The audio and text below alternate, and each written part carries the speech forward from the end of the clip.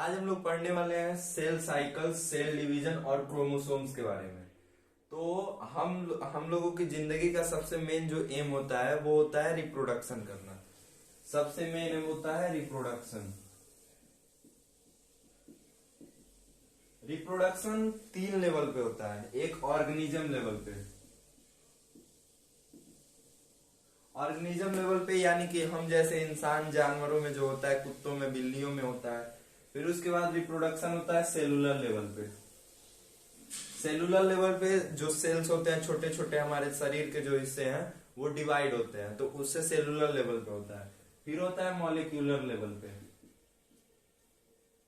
Molecular level पे वो होता है जिसमें मान लो तुम्हारे जो मान लो हाइड्रोजन और ऑक्सीजन जब मिलेंगे तो वो क्या बनाएंगे, वाटर बनाएंगे। तो नया रिप्रोडक्शन हुआ ना वाटर का, उसको कहते हैं मॉलिक्यूलर लेवल पे। ठीक है, तो इसका फायदा क्या है? तो इससे सेल डिवीजन से क्या होता है कि हमारी जो जनरेशन है, जैसे कि तुम्हारे दादा, फिर तुम्हारे पापा, फिर तुम, ऐसे जनरेशन चलते जाता है। तो इसका जो कारण है वो है जनरेशन को आगे बढ़ाना।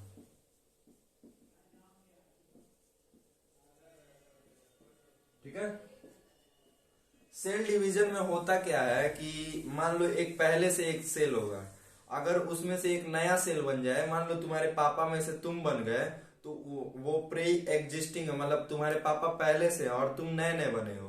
तो सेल डिवीजन में सेम चीज होता है कि पहले से जो सेल है उन्हीं में से नया सेल बन जाता है।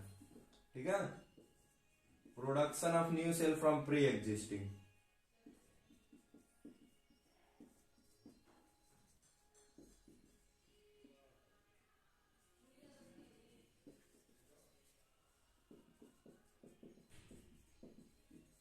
ठीक है, अब देखो सेल डिवीजन से फायदा क्या होता है। सेल डिवीजन से 4 फायदे होते हैं। पहला तो ग्रोथ होता है, दूसरा होता है रिप्लेसमेंट, तीसरा होता है रिपेयर, और चौथा होता है रिप्रोडक्शन। इन सब चारों के बारे में हम लोग बाद में पढ़ेंगे, अभी के लिए बस जान लो। ठीक है, तो सेल डिवीजन के दौरान होता क्या है कि एक सेल या तो फट के 2 ठो हो जाएगा या फिर फट के 4 ठो हो जाएगा। ठीक है, प्रोडक्शन कितना होता है, 2 या फिर 4 सेल्स का। और जो सेल्स बनते हैं उसको डॉटर सेल कहा जाता है, जिससे बनते हैं उसको मदर सेल कहा जाता है।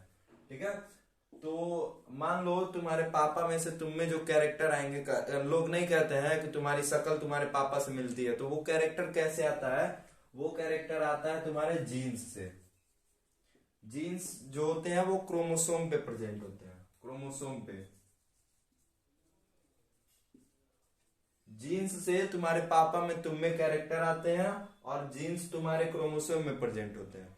क्रोमोसोम तुम्हारा न्यूक्लियस में प्रेजेंट होता है। किसके न्यूक्लियस में?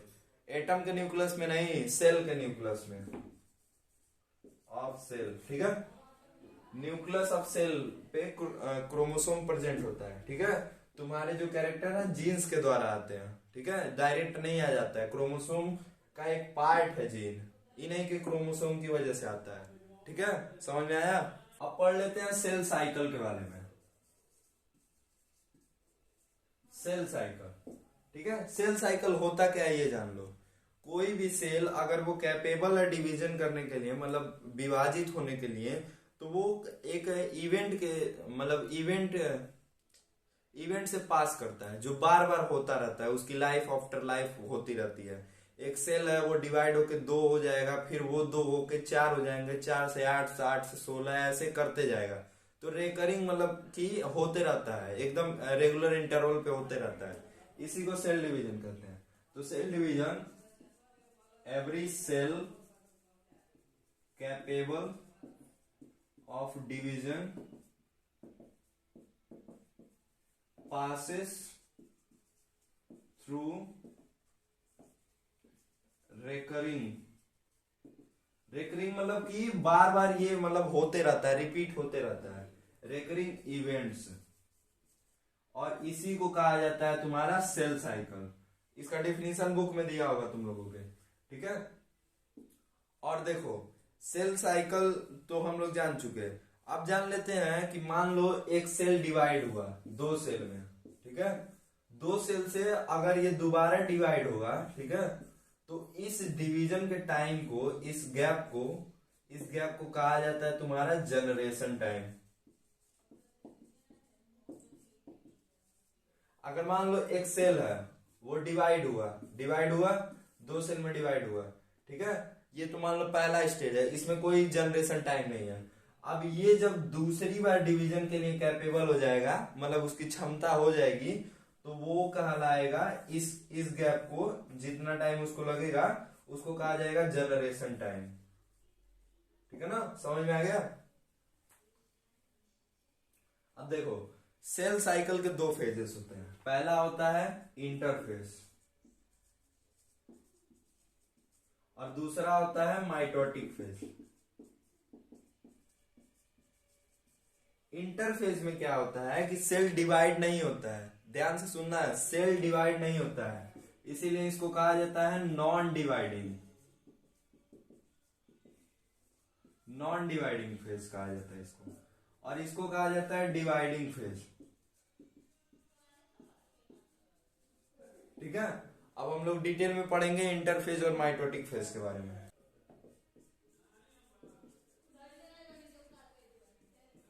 इंटरफेस के बारे में तो सेल डिवीजन के हमको पता है, सेल साइकिल के दो पार्ट होते हैं, एक इंटरफेज एक माइटोटिक फेज होता है। तो उसका पहला पार्ट इंटरफेज, उसके बारे में पढ़ेंगे। इंटरफेज क्या होता है? Non dividing phase. Non dividing phase इसलिए बोला जाता है क्योंकि इसमें सेल डिवाइड नहीं होता है, बस प्रिपेयर करता है अपने आप को नेक्स्ट सेल डिवीजन के लिए। ठीक है, बस प्रिपेयर करता है, तैयारी करता है। ठीक है, जैसे मान लो एग्जाम के लिए प्रिपेयर कर रहे हो, एग्जाम नहीं हो रहा है, वो वाला सिचुएशन है यहाँ पे नॉन डिवाइडिंग फेज। और इसको प्रिपरेटरी फेज भी कहा जाता है। एग्जाम के लिए प्रिपरेशन करते हो ना, वही प्रिपरेटरी फेज। ठीक है, तो इसमें क्या करता है, सेल अपने आप को नेक्स्ट सेल डिवीजन के लिए तैयार करता है। Cell prepare for next division. ठीक है, तो इसमें होता क्या है ये भी जान लो। तो जो तुम्हारा सेल है वो लगातार बढ़ता रहता है, उसका वॉल्यूम लगातार बढ़ता रहता है। एक ऐसा टाइम आता है कि वो इतना बड़ा हो जाएगा, मान लो इतना बड़ा हो गया। अब जो है इससे ज्यादा होगा तो उसका मतलब फट सकता है, ऐसा सिचुएशन आ गया है। तो ये क्या करेगा, ये जो है इसका जो साइज है इसको कहा जाता है मदर सेल का साइज। मतलब मान लो एक सेल था प्री एग्जिस्टिंग, उसमें से ये दोनों बने। ठीक है, तो ये तो पहले छोटे छोटे होंगे, ठीक है, क्योंकि ये दो गो डिवाइड होके इन दोनों को बनाया। अब छोटे छोटे हैं, धीरे धीरे उनका साइज बढ़ेगा। साइज जब बढ़ेगा तो एक टाइम ऐसा भी आएगा कि इसका साइज और इसका साइज एक सेम हो जाएगा। तो इस टाइम पे जो ये डॉटर सेल है, डॉटर सेल इसको कहा जाता है, इसको मदर सेल कहा जाता है। डॉटर सेल क्या करेगा, सेम साइज का हो जाएगा मदर सेल का, grow same size as mother. ठीक है, अब देखो इसमें एक और काम होता है। जो हमारा सेल है उसका एक न्यूक्लियस है उसके अंदर, फिर इसमें ऐसे ऐसे धागा जैसा बना हुआ है, इसको कहा जाता है क्रोमैटिन रेटिकुलम कहा जाता है। ठीक है, क्रोमैटिन फाइबर भी कहा जाता है। तो ये क्या करता है, अपने आप को डिवाइड कर लेता है। अगर मान लो 5 ml है तो इसको डिवाइड करके ये 10 ml बना लेता है। एक मतलब कि दे रहा हूं 5 ml से 10 ml बना लेगा, ऐसा मतलब उसमें होता है। क्रोमैटिन रेटिकुलम अपने आप को डिवाइड कर लेता है। ठीक है, इंटरफेस के 3 सब स्टेजेस है। पहला है जीवन फेज को कहा जाता है फर्स्ट ग्रोथ फेज।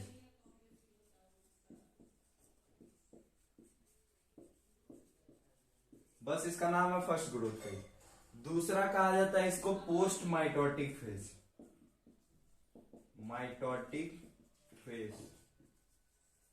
दो नाम याद रखना, first growth phase, post mitotic phase. ठीक है, ये जो जीवन फेज होता है वो सबसे लंबा फेज होता है इंटरफेज का। इंटरफेज का सबसे लंबा फेज होता है जीवन फेज, लॉन्गेस्ट ऑफ इंटरफेज। ठीक है। इस टाइम क्या होता है, सेल का मेटाबॉलिकली एक्टिव होता है, मतलब कि उसमें जो क्रियाकलाप जो करने हैं उसको, काम धंधा जो उसका रेगुलर काम धंधा है वो जारी रखता है। ये नहीं कि सब बंद उंद करके बस सेल डिवीजन के लिए तैयारी चलता है, नहीं, अपना भी काम करेगा, उसके लिए भी करेगा। मान लो जैसे फुटबॉल का मैच होने वाला है, तुम अपना पढ़ाई भी करोगे और फुटबॉल की तैयारी भी करोगे। ठीक है। तो इस टाइम क्या होता है, सेल मेटाबॉलिकली एक्टिव होता है,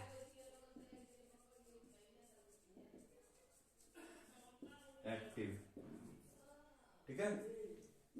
इसके दौरान क्या होता है, जब सेल मेटाबॉलिकली एक्टिव है तो उसमें क्या करता है ये भी जान लो, आरएनए प्लस, आरएनए और किसका, प्रोटीन, आरएनए बनाता है और प्रोटीन बनाता है, डीएनए नहीं बनाता, आरएनए और प्रोटीन बनाता है। ठीक है। सिंथेसिस करता है उसका, सिंथेसिस, सिंथेसिस मतलब होता है प्रोडक्शन, मतलब बनाना। ठीक है। इसका ये होता है। और जो साइटोप्लाज्म होता है, ये मान लो अगर तुम्हारा सेल है, ठीक है, ये तुम्हारा न्यूक्लियस है, तो यहाँ पे जो लिक्विड भरा होता है, ठीक है, इस लिक्विड को कहा जाता है साइटोप्लाज्म। तो इसके दौरान, जीवन फेज के दौरान, ये जो लिक्विड है भर जाता है एकदम, बहुत ज्यादा, मतलब ज्यादा हो जाता है उस टाइम पे। ठीक है। तो उसको वॉल्यूम ऑफ साइटोप्लाज्म इंक्रीज हो जाता है, साइटोप्लाज्म। तो साइटोप्लाज्म जब बड़ा, मतलब इसमें और ज्यादा आंटने लगा, तो क्या होगा, सेल है बड़ा हो जाएगा। ठीक है। गुब्बारे में हवा भरोगे तो क्या होगा, बड़ा हो जाएगा। ठीक है। Cell grow in size. ठीक है। इस दौरान डीएनए में कोई चेंज नहीं होता है, याद रखना, जीवन फेज के दौरान डीएनए में कोई चेंज नहीं होता है, नो डीएनए चेंज। ठीक है। इतना क्लियर हो गया। जीवन फेज के बाद आता है तुम्हारा एस फेज, एस, एस वो वाला एस, एस फेज को कहा जाता है सिंथेसिस फेज, सिंथेसिस फेज कहा जाता है। क्यों कहा जाता है ये भी जान लो। इसके दौरान क्या होता है, डीएनए सिंथेसिस होता है, डीएनए का सिंथेसिस होता है। तुम जानते हो जीवन फेज के दौरान कोई डीएनए में चेंज नहीं होता है, लेकिन एस फेज के दौरान डीएनए क्या होता है, सिंथेसिस, उसका प्रोडक्शन बढ़ जाता है। ठीक है। अब डीएनए का प्रोडक्शन बढ़ा तो क्या हुआ, डीएनए जो होता है, ये मान लो तुम्हारा एक क्रोमोसोम है, तो इसके जो अंदर है वो डीएनए है। अब मान लो ये बड़ा हुआ, मतलब मान लो और ज्यादा डीएनए आया तो क्या हुआ, ये फट सकता है, फटेगा तो क्या होगा, division, chromosome get duplicated, duplicate हो जाता है, क्रोमोसोम गेट डुप्लीकेटेड। ठीक है। बस इतना ही होता है, डीएनए का सिंथेसिस होता है और क्रोमोसोम डुप्लीकेट हो जाता है। अब देखो, अब तीसरा जो फेज है उसको कहा जाता है G2। ठीक है। G2, जैसा कि जीवन को हम लोग फर्स्ट ग्रोथ फेज कहा जाता था, तो इसको कहा जाता है second growth phase, growth phase. ठीक है। इसको सेकेंड ग्रोथ फेज कहा जाता है। और क्या कहा जाता है इसको, pre mitotic phase, pre mitotic phase. उसको क्या कहा जाता था, पोस्ट माइटोटिक, इसको कहा जाता है प्री माइटोटिक फेज। कंफ्यूज मत होना। ठीक है। इन दोनों नामों को याद रखना। अब देखो, ये जो होता है, जीवन क्या था, सबसे लंबा था, G2 क्या है, शॉर्टर है, मतलब कि सबसे छोटा ये वाला है। ठीक है। G2 फेज के दौरान होता क्या है, ये जो सिंथेसिस, अब डीएनए का सिंथेसिस यहाँ पे एस फेज में शुरू हुआ था, तो यहाँ पे खत्म होता है, सिंथेसिस ऑफ डीएनए स्टॉप। ठीक है। ये बंद हो गया। लेकिन तुम एक बात जानते हो कि G1 फेज में तुम्हारा क्या हुआ था, आरएनए और प्रोटीन का सिंथेसिस चल रहा था। लेकिन G2 फेज में ये बंद नहीं होता है बल्कि चालू रहता है। ठीक है, RNA plus protein synthesis continuous. अब क्यों चलता है ये बता दे रहा हूं। देखो, प्रोटीन से क्या मिलेगा तुमको, प्रोटीन से तुमको ताकत मिलेगी, और वैसे ही सेल को भी तुम ताकत मिलती है ताकि वो सेल डिवीजन के लिए तैयार हो सके। ठीक है, मान लो तुम फुटबॉल के लिए तैयारी कर रहे हो तो तुमको खूब सारा मतलब खाना पीना चाहिए ना, प्रोटीन वाला सामान चाहिए, वैसे इसको भी प्रोटीन वाला सामान चाहिए। ठीक है, इतना समझ में आ गया। दूसरा होता है तुम्हारा माइटोटिक फेज।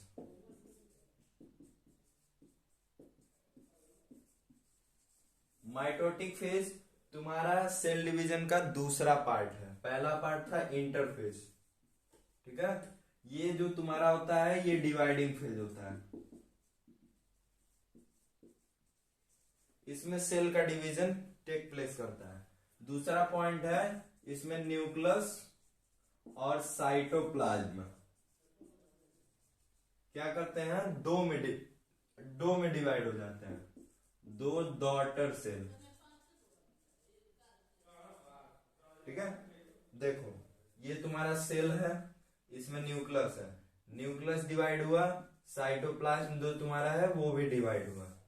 अब ये क्या बना देगा, दो सेल। ठीक है, इसमें न्यूक्लियस अलग है, साइटोप्लाज्म भी अलग है। ठीक है, तो दो डॉटर सेल, इनको डॉटर सेल कहा जाएगा, और इसको कहा जाएगा मदर सेल, मम्मी बेटी। ठीक है, इसके जो होते हैं 4 स्टेज होते हैं। पहला स्टेज होता है प्रोफेज,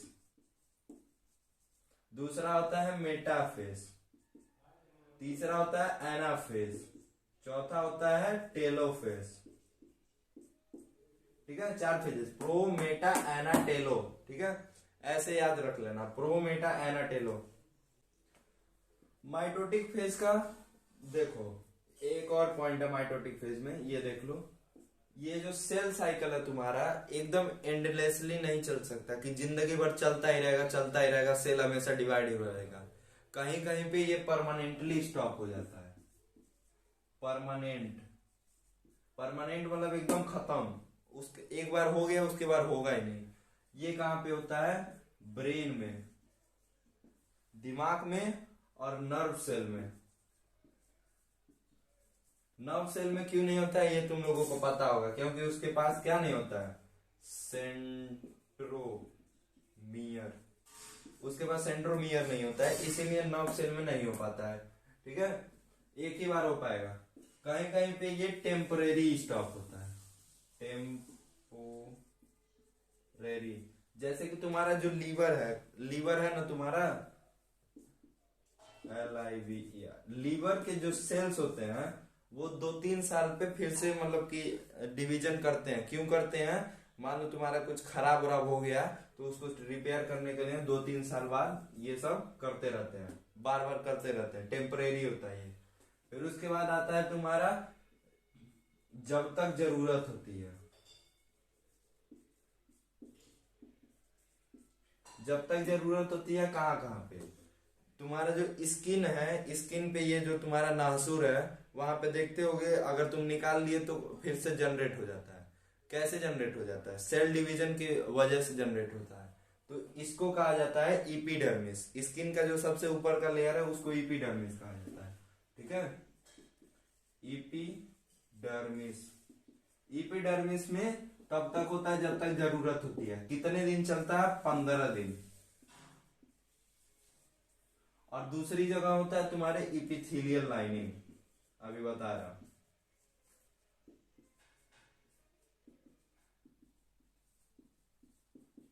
एलिमेंट्री कनाल, ठीक है, इपिथेलियल लाइनिंग ऑफ एलिमेंट्री कनाल। जो तुम खाना खाते हो, जिस नली से वो पेट में जाता है तुम्हारे, उसी को कहा जाता है एलिमेंट्री कनाल। और उसकी जो इपिथेलियल लाइनिंग है, मान लो ये पाइप है, तो पाइप के जो अंदर का जो इथी होगा, मतलब जो दिखाई देता है, उसको कहा जाता है लाइनिंग, ठीक है। और जो यहाँ पे है एलिमेंट्री कनाल में ये जो है उसको इपिथेलियल सेल कहा जाता है। ये जो मतलब बनाता है इसके दीवारों को अंदर से इपिथेलियल लाइनिंग बेसिकली होता क्या है, ऐसे छोटे छोटे बॉक्स टाइप के सेल होते हैं, ठीक है। ऐसे कर करके फ्लैटेंड बॉक्स लाइक सेल कर करके एक पूरा सीट जैसा बनाते हैं, और सीट क्या करता है फिर राउंड हो जाता है और पूरा अंदर से बाहर तक चलता है, ठीक है। तो जब ये खराब हो जाएंगे तो फिर से डिवीजन होगा, फिर से इनका होगा, ठीक है। अब देखो जो सेल डिवीजन होता है हम लोगों का वो दो तरह का होता है। एक होता है माइटोटिस,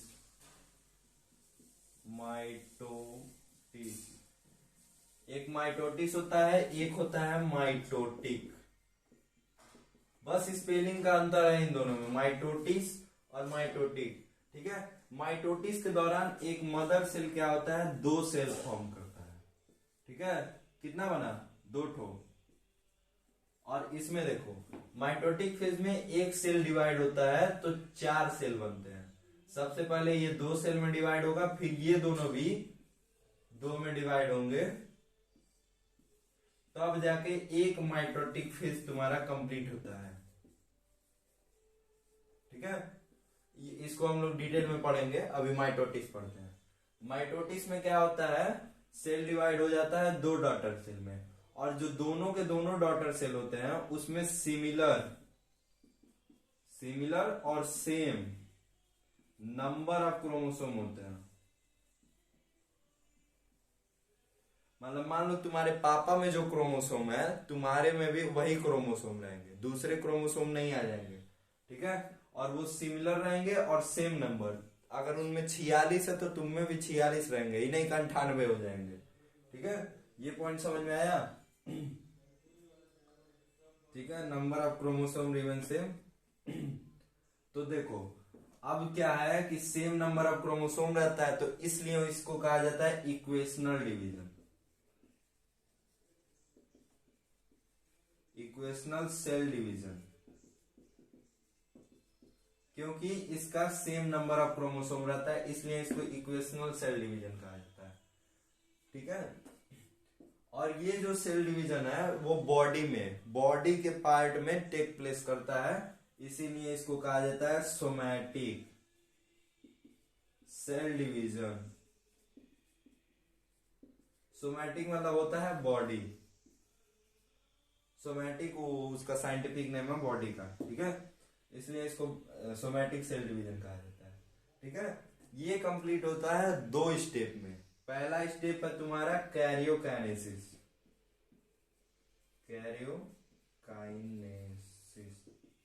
और दूसरा तुम्हारा है साइटोकाइनेसिस। दो फेजेस में कंप्लीट होता है, पहला कैरियोकाइनेसिस और दूसरा होता है साइटोकाइनेसिस, ठीक है। अब हम लोग पढ़ने वाले हैं कार्योकाइनेसिस के बारे में। कार्योकाइनेसिस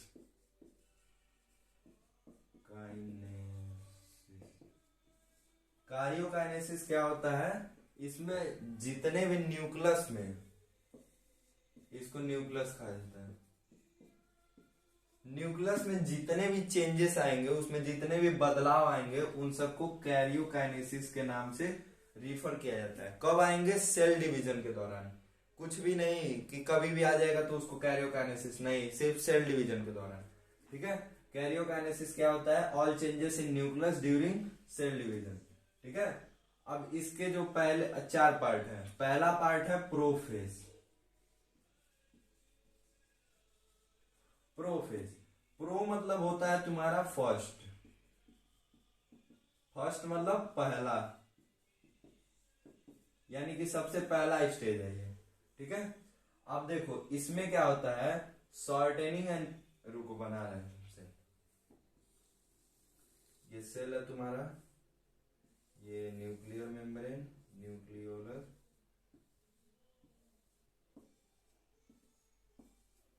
और ये सेंट्रियोल, ठीक है। तो इसमें क्या होता है, शॉर्टेनिंग और थिकनिंग हो जाता है, shortening and thickening of chromatin reticulum.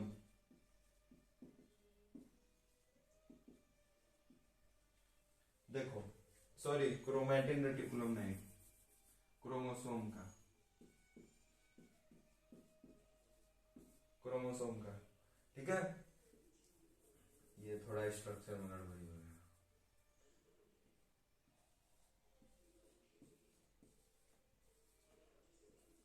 ये तुम्हारा न्यूक्लियोलस है। ठीक है, तो ये जो क्रोमोसोम है तुम्हारे, वो क्या करते हैं, छोटे हो जाते हैं, छोटे छोटे टुकड़े बन जाते हैं, और वो क्या करते हैं, थिक हो जाते हैं, मतलब कि गाढ़े हो जाते हैं, खूब ज्यादा स्ट्रेंथ आ जाता है उसमें। ठीक है, ये काम होता है इसमें। और दूसरा काम होता है, जो क्रोमोसोम है तुम्हारे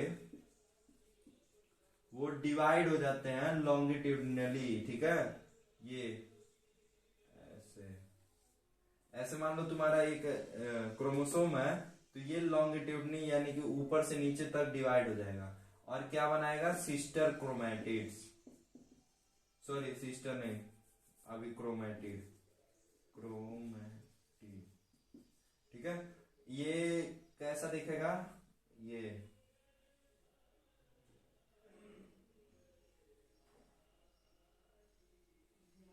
कुछ ऐसा सा दिखेगा। ठीक है, क्रोमैटिड में फॉर्म कर देगा। इसमें कितने क्रोमैटिड है देख लो, एक इधर क्रोमैटिड है और दूसरा ये क्रोमैटिड है। ठीक है, अब इसके बाद क्या हो जाएगा, ये तुम्हारा जहां पे ये कनेक्ट हो रहा है, इसको कहा जाता है सेंट्रोमियर, इसी को कहा जाता है सेंट्रोमियर। ठीक है, जहां पे ये दोनों क्रोमैटिड कनेक्टेड होते हैं। अब देख लो यहाँ पे जो सेंट्रियोल होता है, ये जो तुम्हारा है, ये न्यूक्लियस है तुम्हारा, ये सेंट्रियोल है। सेंट्रियोल क्या होता है, डिवाइड हो जाता है, एक है तो क्या होगा, दो बन जाएगा। ठीक है, दो सेंट्रियोल बन जाएगा। और ये जो तुम्हारा, मान लो ये सेंट्रियोल है तुम्हारा, तो सेंट्रियोल के बाहर एक, मतलब कि उसको राउंड करता है, इसको कहा जाता है सेंट्रोस्पियर। सेंट्रोस्पियर क्या होता है तुम्हारा, हट जाता है, हट जाता है तुम्हारा, और इसमें क्या होता है, डिवीजन होता है, दो बन जाते हैं। ठीक है,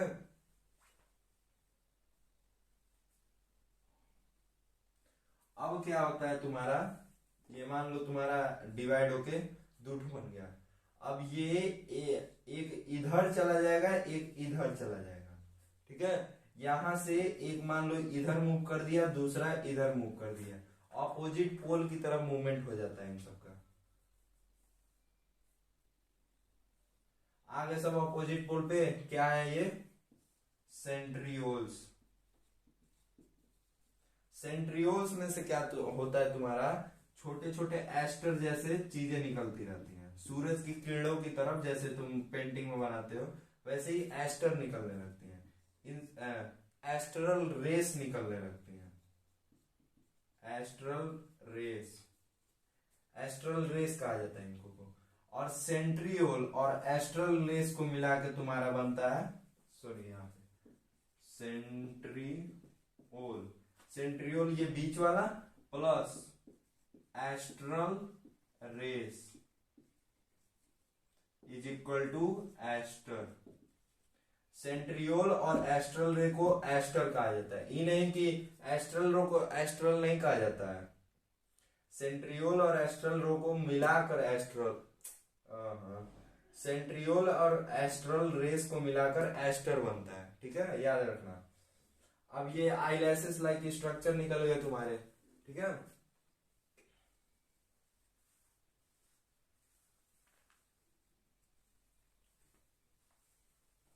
अब देखो यहां से भी निकलेंगे।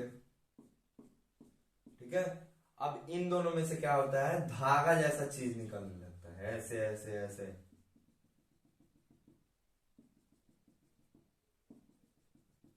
ऐसे धागा जैसा चीज निकलने लगता है।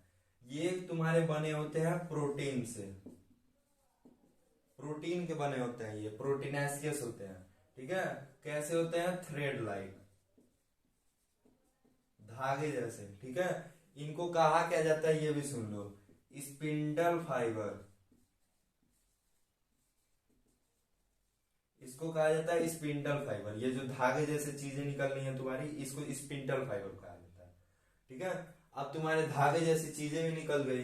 अब देखो, ये जो तुम्हारा सेंट्रियोल और एस्ट्रल रेस मिलाकर एस्टर बना था तुमको, तो एस्टर और तुम्हारे स्पिंडल फाइबर,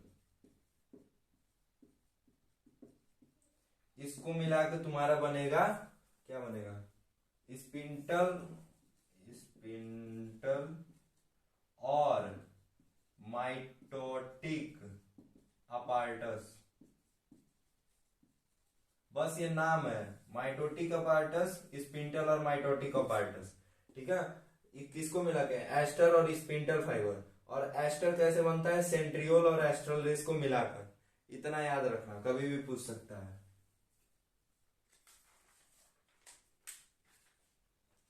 अब देखो, होता क्या है कि कुछ में क्या होता है कि ये एस्ट्रल रेस एब्सेंट होते हैं, मतलब नहीं होते हैं। अगर मान लो ये नहीं रहेगा यहां से, और बस वैसे ही निकल जाएगा ये धागा, धागा कहीं और से निकल जाएगा, बस ऐसे ही निकल गया, पता नहीं कहां से निकला, बस निकल गया, तो इसको कहा जाता है अनास्ट्रल।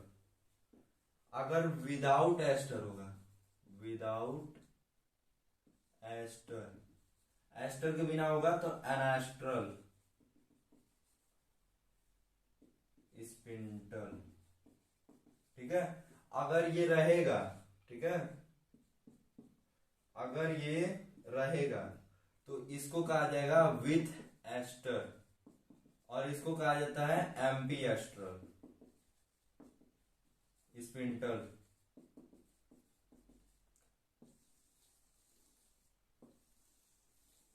ठीक है। विदाउट एस्टर अनास्ट्रल और with aster amphiastral spindle, ठीक है। इतना समझ में आया।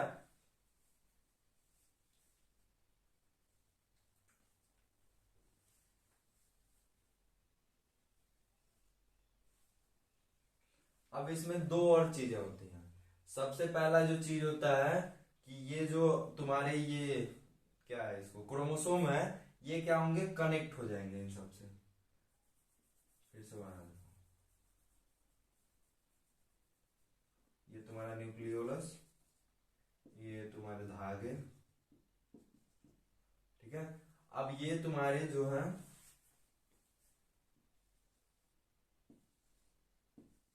कनेक्ट हो जाएंगे, किससे कनेक्ट हो जाएंगे, तुम्हारे स्पिंडल फाइबर से। स्पिंडल फाइबर से तुम्हारे कनेक्ट हो जाएंगे। कहां पे कनेक्ट होंगे, उस पॉइंट को कहा जाएगा सेंट्रोमियर, ठीक है। सेंट्रोमियर पे जाके कनेक्ट हो जाएंगे तुम्हारे। और क्या होगा, ये जो तुम्हारा न्यूक्लियर मेम्ब्रेन है, ये जो बाहर से लगा हुआ है, ये तुम्हारा खत्म हो जाएगा, गायब हो जाएगा, एकदम जादू वाला सीन हो जाएगा, ठीक है। गायब हो गया। एक और चीज गायब कर दो, ये जो अवार्ड वार्ड चीज दिख रहा था तुमको, इसको भी गायब कर दो। इसको कहा जाता है न्यूक्लियोलस कहा जाता है इसको, ठीक है। इसको भी गायब कर दिया हम लोग। दो चीजें गायब हो गई, कौन सी, न्यूक्लियर मेम्ब्रेन गायब हो गया और न्यूक्लियोलस गायब हो गया, ठीक है। अब ये तुम्हारा प्रोफेज यहाँ पे खत्म हो गया। अब इसके बाद इसमें कोई काम नहीं होगा। दूसरा फेज अब तुम्हारा स्टार्ट हो जाएगा, जिसको कहा जाता है मेटाफेज। दूसरा आता है मेटाफेज। मेटा मतलब होता है तुम्हारा आफ्टर, आफ्टर मतलब होता है बाद में, ठीक है। तो जो प्रोफेज के बाद में आए उसको कहा जाता है मेटाफेज। ये तुम्हारा सेल, ये सेंट्रियोल्स, ये तुम्हारे,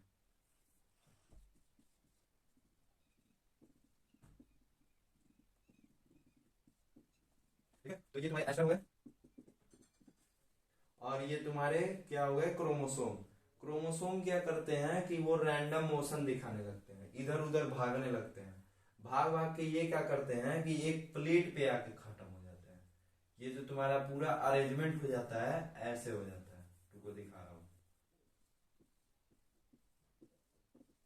ये मान लो यहाँ पे यहाँ पे यहाँ पे यहाँ पे यहाँ पे, ठीक है। तो ये तुम्हारा एक लाइन में बन जाते हैं, इसी को कहा जाता है मेटाफेज। बस इतना ही होता है मेटाफेज में। मेटाफेज में क्या होता है, पूरे एक लाइन में आ जाए, किस एक प्लेट जैसा फॉर्मेट बनाना है, इसको कहा जाता है मेटा, क्या कहा जाता है, मेटाफेस प्लेट, मेटाफेस प्लेट, या फिर इसको कहा जाता है इक्वेटोरियल प्लेट।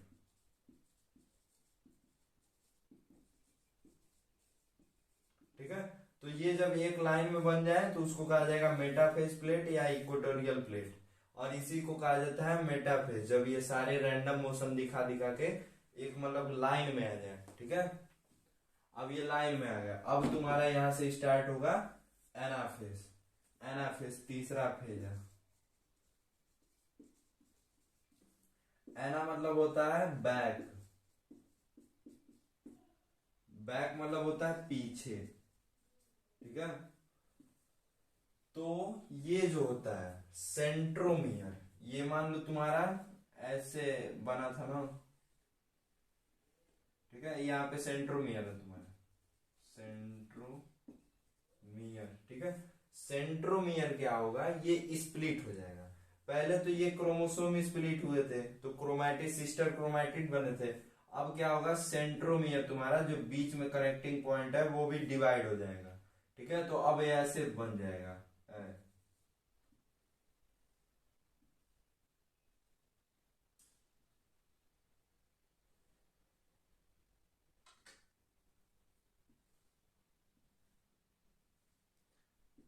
ऐसा समझ जाएगा तुम्हारा स्ट्रक्चर, क्योंकि कि तुम्हारा जो सेंट्रोमियर है वो भी डिवाइड हो चुका है। अब दो सिस्टर क्रोमैटिड, इसको कहा जाता है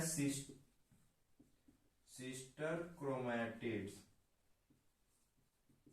सिस्टर क्रोमैटिड के साथ साथ इसको कहा जाता है डॉटर क्रोमोसोम।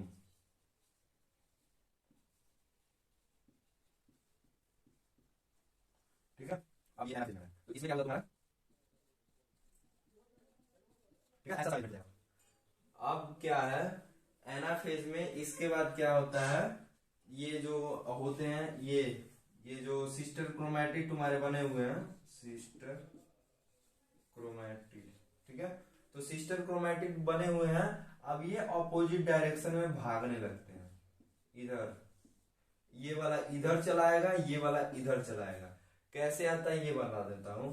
ये जो तुम्हारे स्पिंडल फाइबर है, स्पिंडल फाइबर क्या होते हैं, सिकुड़ने लगते हैं, छोटे होने लगते हैं। मान लो दोनों ओर से रस्सी है, रस्सी अब सिकुड़ने लगी, छोटी होने लगी, कोई उनको लपेटने लगा धागे में, तो क्या होगा, दोनों खिंचाएंगे ना। वही काम यहाँ पे भी हो रहा है। अब अंतिम में जाकर क्या होता है, ये सारे ऑपोजिट पोल तक पहुंच जाते हैं। ठीक है, अपोजिट पोल पे पहुंच जाते हैं। ठीक है, अपोजिट पोल पे जब पहुंच जाते हैं तो यहीं पे तुम्हारा एनाफेस खत्म हो जाता है। ये खींच खींच के तुम्हारे अपोजिट पोल तक ले आया है, यहीं पे तुम्हारा एनाफेस खत्म। ठीक है, चौथा आता है टेलोफेस। टेलो मतलब होता है एंड, एंड मतलब होता है अंतिम, ये मतलब अंतिम फेज है तुम्हारा। ठीक है, इसमें क्या होता है, ये जो तुम्हारे सिस्टर क्रोमैटिड्स आए हैं यहाँ पे, ये तुम्हारे फिर अनकॉइल होने लगते हैं। ये जो मान लो स्ट्रक्चरल फॉर्म में है, अब ये ऐसे धागे जैसा बन जाएगा। ठीक है, जैसे क्रोमैटिन रेटिकुलम में होता था, अब ये धागे जैसे बन गए, इधर धागे जैसे बन गए, धागे जैसे बन गए। हाँ, अब देखो इसके आगे तुम्हारा जो न्यूक्लियर मेम्ब्रेन है, न्यूक्लियर मेम्ब्रेन याद है, जो तुम्हारा डिसअपियर हो गया था पहले फेज में, वो क्या करता है, दोबारा आ जाता है। और जो तुम्हारा न्यूक्लियोलस है, यहाँ पे अवार्ड बॉन्ड जो थी था, वो भी आने लगता है दोनों साइड में। ठीक है, इसको कहा जाता है न्यूक्लियर मेम्ब्रेन और इसको कहा जाता है न्यूक्लियोलस। ठीक है, ये दोनों अपीयर होने लगते हैं, रीअपियर होने लगते हैं, दोबारा दिखाई देने लगते हैं। और क्या होता है, जो तुम्हारे स्पिंडल फाइबर रहते हैं, ये जो कनेक्टेड थे, ये क्या होते हैं, गायब हो जाते हैं, खत्म हो जाते हैं। जो तुम्हारे एस्टर बने थे वो भी खत्म हो जाते हैं। ठीक है, एस्टर भी तुम्हारे खत्म हो जाते हैं, इस साइड भी एस्टर खत्म हो गए। अब बचा क्या तुम्हारा, ये सेंट्रियोल बचा है तुम्हारा, ये न्यूक्लियस बचा हुआ है। ठीक है, अब क्या होगा, तुम्हारे जो है सेंट्रियोल्स, इसके चारों तरफ तुम्हारा जो सेंट्रोस्फियर था वो दोबारा दिखाई देने लगेगा, सेंट्रोस्फियर दोबारा बन जाएगा। ठीक है, यहीं पे तुम्हारा जो है कार्योकाइनेसिस खत्म हो जाएगा। श्री श्री 108 श्री दुर्गा पूजा एवं डोल समिति बाल डोल समिति आप सभी का हार्दिक हार्दिक स्वागत करता था, करता है और करता ही रहेगा। तो आज हमारे पंडाल में गुल्लू गुप्ता की तरफ से 151 रुपये का चंदा प्राप्त हुआ है। माता रानी उनकी आत्मा को शांति दें और मैं उनके मरने पर दुख का व्यक्त करता हूँ। बोलिए दुर्गा माता की। अब हम लोगों ने सेल डिवीजन का एक स्टेज पढ़ लिया जो कि है कैरियोकाइनेसिस। अब दूसरा स्टेज पढ़ने वाला है। दूसरा स्टेज होता है साइटोकाइनेसिस। साइटोकाइनेसिस वो होता है जिसमें कि साइटोप्लाज्म का डिवीजन होता है। ये मान लो अगर तुम्हारा ये सेल है, ठीक है, ये न्यूक्लियस है, न्यूक्लियस के अंदर जितने भी चेंजेस होंगे सेल डिवीजन के दौरान उसको कैरियोकाइनेसिस में पढ़ा गया था। अब देखो इसका जो आउटर भाग है इसको कहा जाता है साइटोप्लाज्म। साइटोप्लाज्म में जितने भी चेंजेस आएंगे सेल डिवीजन के दौरान उसको हम लोग साइटोकाइनेसिस के दौरान पढ़ेंगे। ठीक है, तो इसमें क्या होता है, डिवीजन ऑफ साइटोप्लाज्म।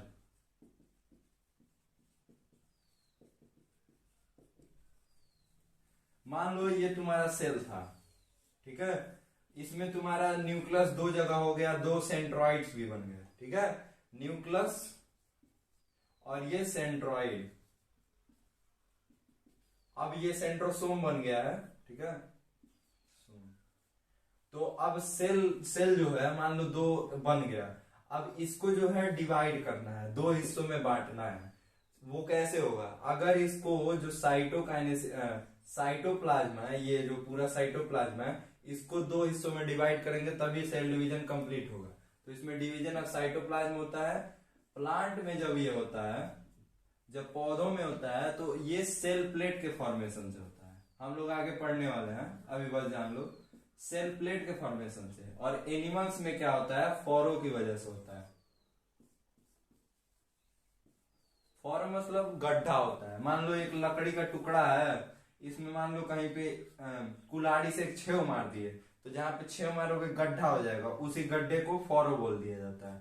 पहले हम लोग प्लांट में देखेंगे। प्लांट में ये तुम्हारा प्लांट का एक सेल है। ठीक, सेल वॉल में कैरियोकाइनेसिस के दौरान दो क्या बन गए थे, दो तुम्हारे न्यूक्लियस बन चुके थे। ठीक है, इतना पता है तुम लोगों को। न्यूक्लियस के अंदर क्या है, क्रोमैटिन रेटिकुलम, इसमें भी क्रोमैटिन रेटिकुलम। ठीक, और इसमें सेंट्रॉइड नहीं होता है। पौधों में सेंट्रॉइड नहीं होता है, जानवरों में सेंट्रॉइड होता है। ठीक है, अब क्या होगा, यहां से जो गोल्गी बॉडी होते हैं, नाम याद रखना, गोल्गी बॉडी। गोल्गी बॉडी में से कुछ फॉर्मेशन होता है। ठीक है, तो बीच में से शुरू होता है, साइड से नहीं, बीच में से शुरू होता है। फिर बीच से ये बढ़ते बढ़ते फिर किनारे तक चला जाता है, किनारे तक, इस डायरेक्शन में होता है। ठीक है, बीच में से शुरू होगा और किनारे तक जाएगा, ये नहीं कि किनारे शुरू होगा बीच में जाएगा। ठीक है, अब ये हो गया। फिर उसके बाद क्या होगा तुम्हारा, ये सेल बन गया, दो सेल बन गया तुम्हारा, ये न्यूक्लियस तुम्हारा दोनों में है। ठीक है, लेकिन तुम्हारा जो सेल वॉल है तीन साइड से है, अभी चौथे साइड पे सेल वॉल नहीं है। तो जब इन सब का डिवीजन हो जाता है तो चौथे साइड में भी सेल वॉल लग जाता है। ठीक है, इतना होता है। ये सेल वॉल वाला हम बताए थे तुमको। अब देखो सेल वॉल यहाँ का फॉर्मेशन हो गया प्लांट में। अब एनिमल में देखो, एनिमल में क्या होता है, एनिमल का सेल कुछ ऐसा दिखता है। ठीक, इसमें क्या है, दो न्यूक्लियस है तुम्हारे, और सेंट्रॉइड भी, सेंट्रोसोम भी दो हो चुके हैं। सेंट्रोसोम दोनों साइड पे है, न्यूक्लियस भी दोनों साइड पे है, ये क्रोमैटिन रेटिकुलम। ठीक है, तो इसमें क्या होगा, साइड में से एक गड्ढा निकलेगा ऐसे दोनों साइड से, फिर ऐसा गड्ढा अंदर अंदर अंदर अंदर एकदम घाव बनते जाएगा, घाव बनते जाएगा दोनों साइड से। और अंत में क्या होगा, दोनों आके एकदम पूरा डिवाइड हो जाएंगे। और अंत में मान लो अभी तो ये ऐसे दिखेगा, एक टाइम आएगा कि ये ऐसे दिखने लगेगा, ठीक है। और सबसे आखिरी में क्या होगा, ये ऐसे दिखने लगेगा।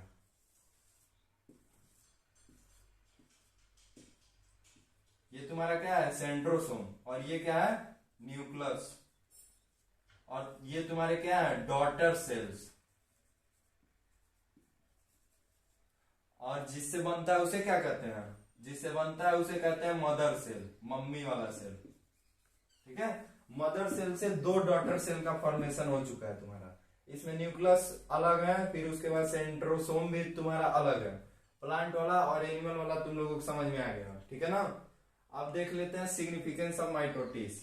माइटोटिस हुआ है तो उसका सिग्निफिकेंस क्या है, माइटोटिस का significance,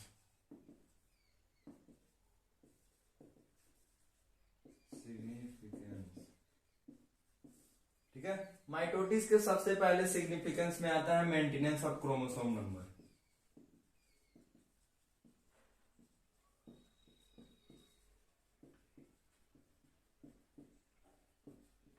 maintenance of chromosome number कैसे होता है ये जान लो। तुमको पता है कि माइटोटिस को क्या कहा जाता है, इक्वेशनल डिवीजन कहा जाता है, equational cell division. Equational cell division क्यों कहा जाता है, क्योंकि इसमें जो है क्रोमोसोम नंबर जब डिवाइड हो जाते हैं तो दोनों का सेम हो जाता है। मान लो अगर तुम्हारे मदर सेल में 46 क्रोमोसोम है, तो इसके जब डॉटर बनेंगे उसमें भी 46 क्रोमोसोम बनेंगे। तुम लोगों को पता होगा कि डीएनए का डुप्लीकेशन हो जाता है कौन से फेज में, इंटरफेज के एस फेज में। इंटरफेज में डीएनए क्या करता है, डुप्लीकेट करता है, और उसके सब फेज जिसका नाम है एस फेज, ठीक है, उस टाइम पे ये क्या करता है, अपने आप को डिवाइड कर लेता है। तो अगर एस फेज में इसको देखा जाएगा तो उसमें 46 प्लस 46 रहेंगे, ठीक है। एस फेज के दौरान उसमें कितने रहेंगे, 46 प्लस 46 रहेंगे। और जब ये डिवाइड हो जाएगा तो एक में 46 और दूसरे में 46 आ जाएंगे, ठीक है। ये ह्यूमन सेल का बता रहा हूं मैं। अब ऐसे क्या है, मेंटेनेंस ऑफ क्रोमोसोम नंबर, देखो मम्मी वाले में भी 46 है और डॉटर वाले में भी 46 नंबर है। दूसरा पॉइंट आता है तुम्हारा मेंटेनेंस ऑफ सेल साइज।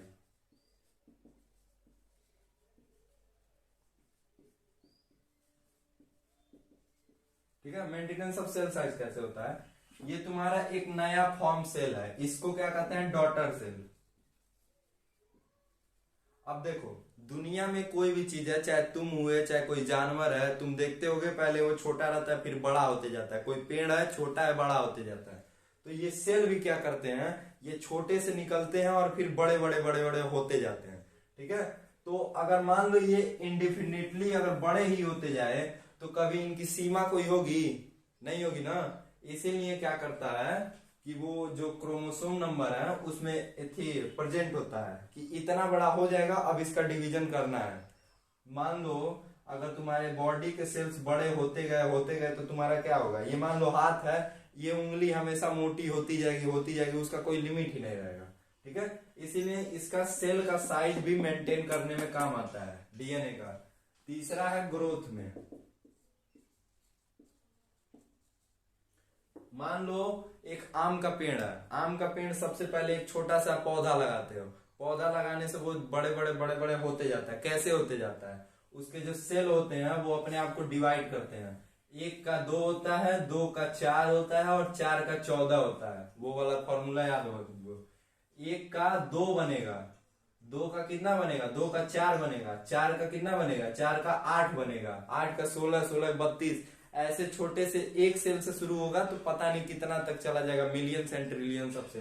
तुमको पता है हमारी बॉडी में कितने सेल्स होते हैं, 37 पॉइंट कुछ ट्रिलियन सेल्स होते हैं। इसको अगर तुम हिंदी नंबर में गिनोगे तो ट्रिलियन तुम्हारा उतना होता है, नील शंख पता नहीं कहां तक जाता है। तो ग्रोथ के काम भी आता है।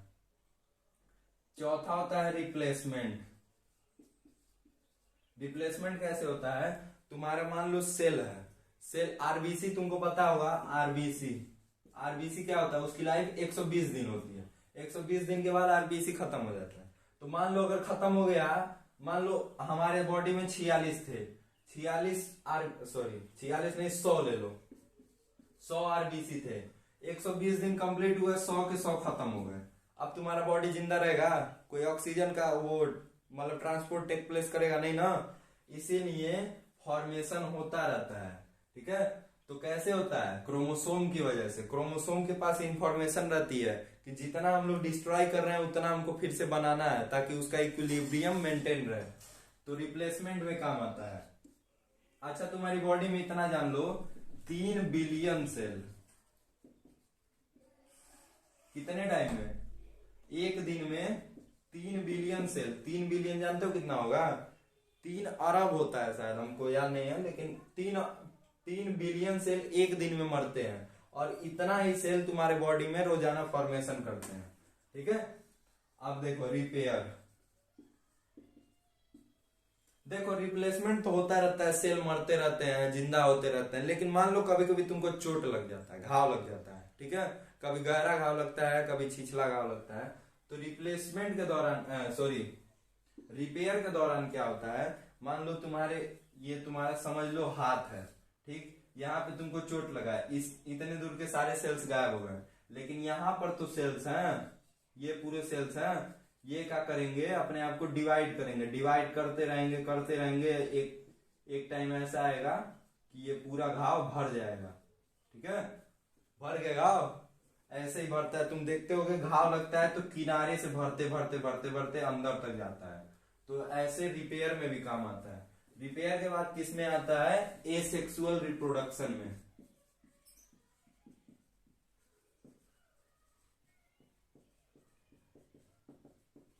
एसेक्सुअल रिप्रोडक्शन वो होता है अलैंगिक जनन। ठीक है, जिसमें कि मतलब मेल और फीमेल गैमेट का मतलब कॉम्बिनेशन नहीं होता है। तो इसमें कैसे का फॉर्मेशन होता है? मान लो जब तक मेल और फीमेल गैमेट का जब तक क्रॉस कनेक्शन होगा नहीं, तब तक कोई लड़का पैदा होगा नहीं। ठीक है, लेकिन एसेक्सुअल रिप्रोडक्शन में क्या होता है तुम्हारा, कि ये जो सेल है वो सिंगल सेल में, एसेक्सुअल रिप्रोडक्शन जान लो इतना, सिंगल सेल में होता है, मतलब एक कोष की जीवों में होता है। जैसे कि अमीबा और ईस्ट में, अमीबा और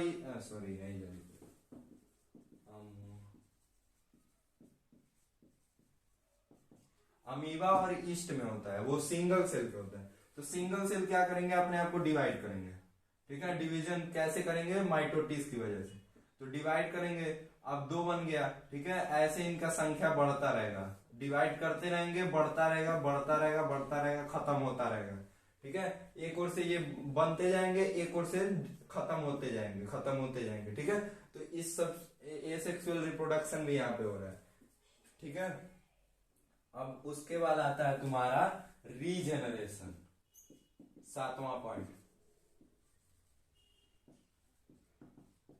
देखो बोर्ड में कभी भी पूछेगा तो तुमसे 4 पॉइंट से ज्यादा नहीं पूछेगा, लेकिन हमको सबको बताना है। ठीक है, रीजेनरेशन में क्या होता है, जो छिपकली जो होती है ना, दीवारों पे हम लोगों के होती है घरों में, तो छिपकली का कभी कभी होता है जो पूंछ होता है वो निकल जाता है। ठीक है, निकलने के बाद क्या होता है कि वो सेल डिवीजन, मान लो ये तुम्हारी छिपकली है, ठीक है, और ये उसका पूंछ है, पूंछ मान लो निकल गया, अब पूंछ आएगा नहीं, आएगा, कैसे आएगा, ये जो यहाँ का सेल है ये डिवाइड करेगा, फिर ये अपने आप को डिवाइड और ऐसे पूरा पूंछ तुम्हारा दोबारा बन जाएगा। ठीक है, तो रीजनरेशन में भी काम आता है। फिर उसके बाद आता है एम्ब्रॉयनिक डेवलपमेंट।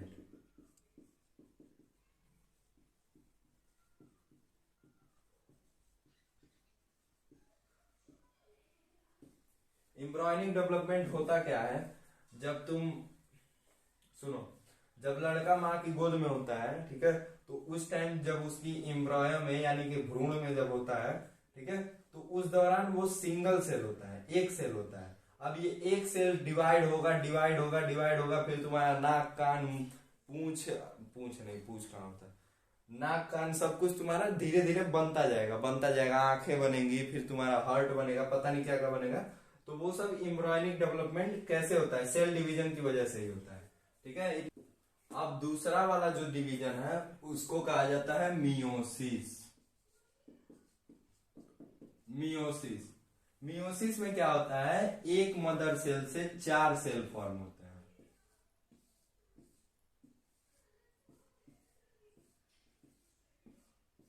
ठीक है, एक मदर सेल से, ये मदर है, ये डॉटर है, एक मदर सेल से 4 सेल फॉर्म होंगे और ये 2 स्टेजेस में कंप्लीट होता है। ठीक है, और ये कहां पे टेक प्लेस करता है ये भी जान लो, ये टेक प्लेस करता है रिप्रोडक्टिव ऑर्गन्स में। प्रजनन करने वाले जो अंग होते हैं हमारे, ठीक है, जैसे कि मान लो इंसानों में, इन ह्यूमन, इंसानों में मेल में क्या होता है, टेस्टिस होते हैं, और फीमेल में क्या होता है, ओवा होती है, नहीं ओवरी होती है, ओवरी। मेल में टेस्टिस और फीमेल में उस ओवरी। टेस्टिस क्या बनाते हैं, स्पर्म बनाते हैं, और जो ओवरी बनाते हैं वो ओवा बनाते हैं। ओवा को ही अंडा कहा जाता है। ठीक है,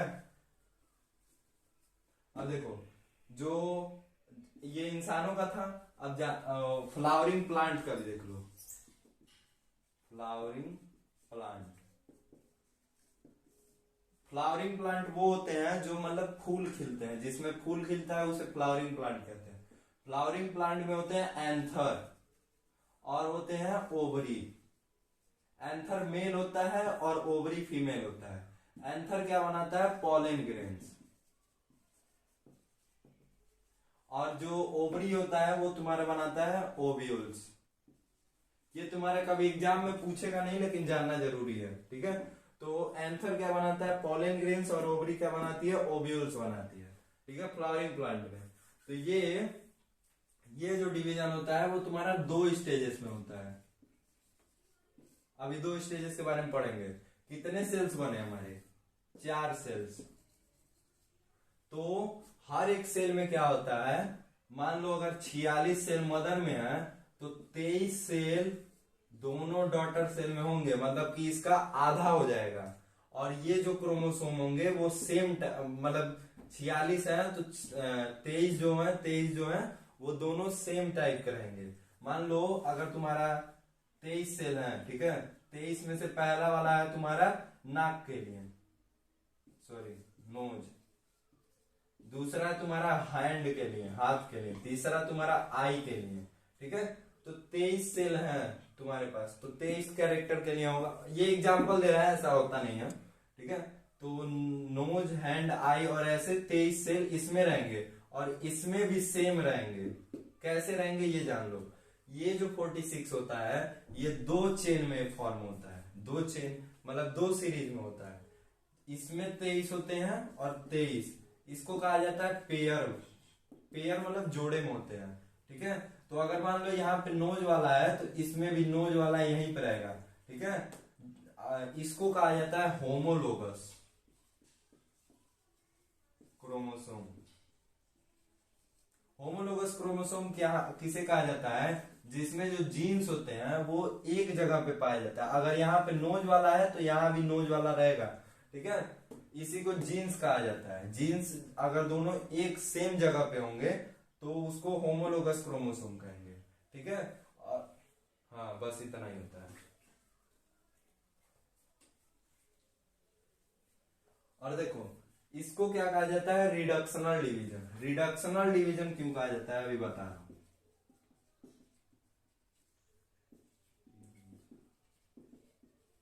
ठीक है, रिडक्शनल डिवीजन इसलिए कहा जाता है, अगर 46 तुम्हारे मम्मी सेल में है तो 23 हो जाएंगे, मतलब कि रिड्यूस हो रहा है, क्रोमोसोम का नंबर क्या हो रहा है, रिड्यूस हो जा रहा है डॉटर सेल्स में, इसीलिए इसको रिडक्शनल डिवीजन कहा जाता है। फिर उसके बाद ये लिखा हुआ है कि ये सिर्फ डिप्लॉइड सेल में होता है। डिप्लॉइड सेल क्या होता है ये भी जान लो।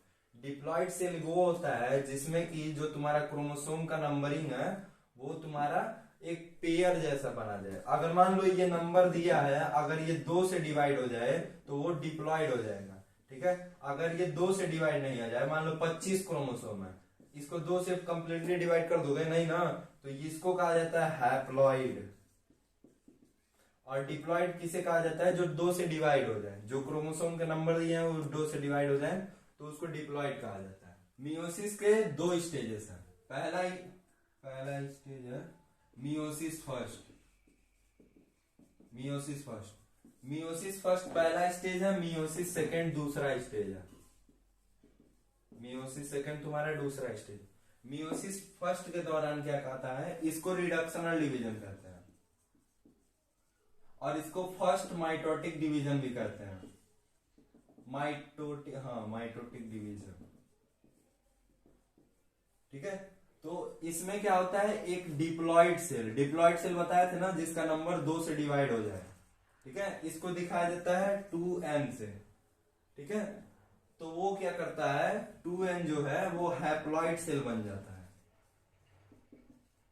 हैप्लॉइड सेल जिसके जो नंबर है वो 2 से डिवाइड नहीं होते। कैसे होता है, मान लो ये तुम्हारा 46 इंसानों का ही ले लो, 46 है, तो इसका जो ये मदर सेल है, जब ये डॉटर सेल बनाएगा तो उसमें 23 इसमें रहेंगे, 23 इसमें रहेंगे।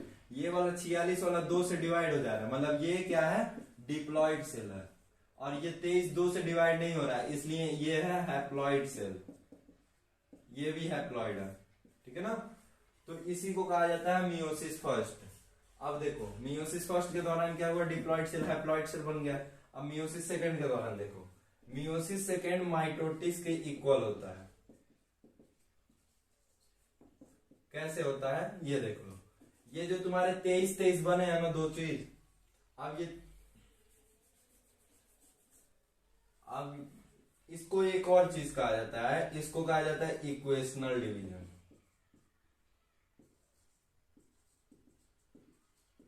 इक्वेशनल डिवीजन क्यों कहा जाता है, अब मान लो ये मदर सेल 46 से 23 बना, 23 बन गए। अब इस टाइम क्या होगा, ये मदर सेल हो जाएंगे किसके दौरान, ये तुम्हारा मियोसिस फर्स्ट था, और ये तुम्हारा जो स्टेज आएगा वो हो रहेगा मियोसिस सेकेंड। ठीक है, सेकेंड माइटोटिक डिवीजन भी कहा जाता है।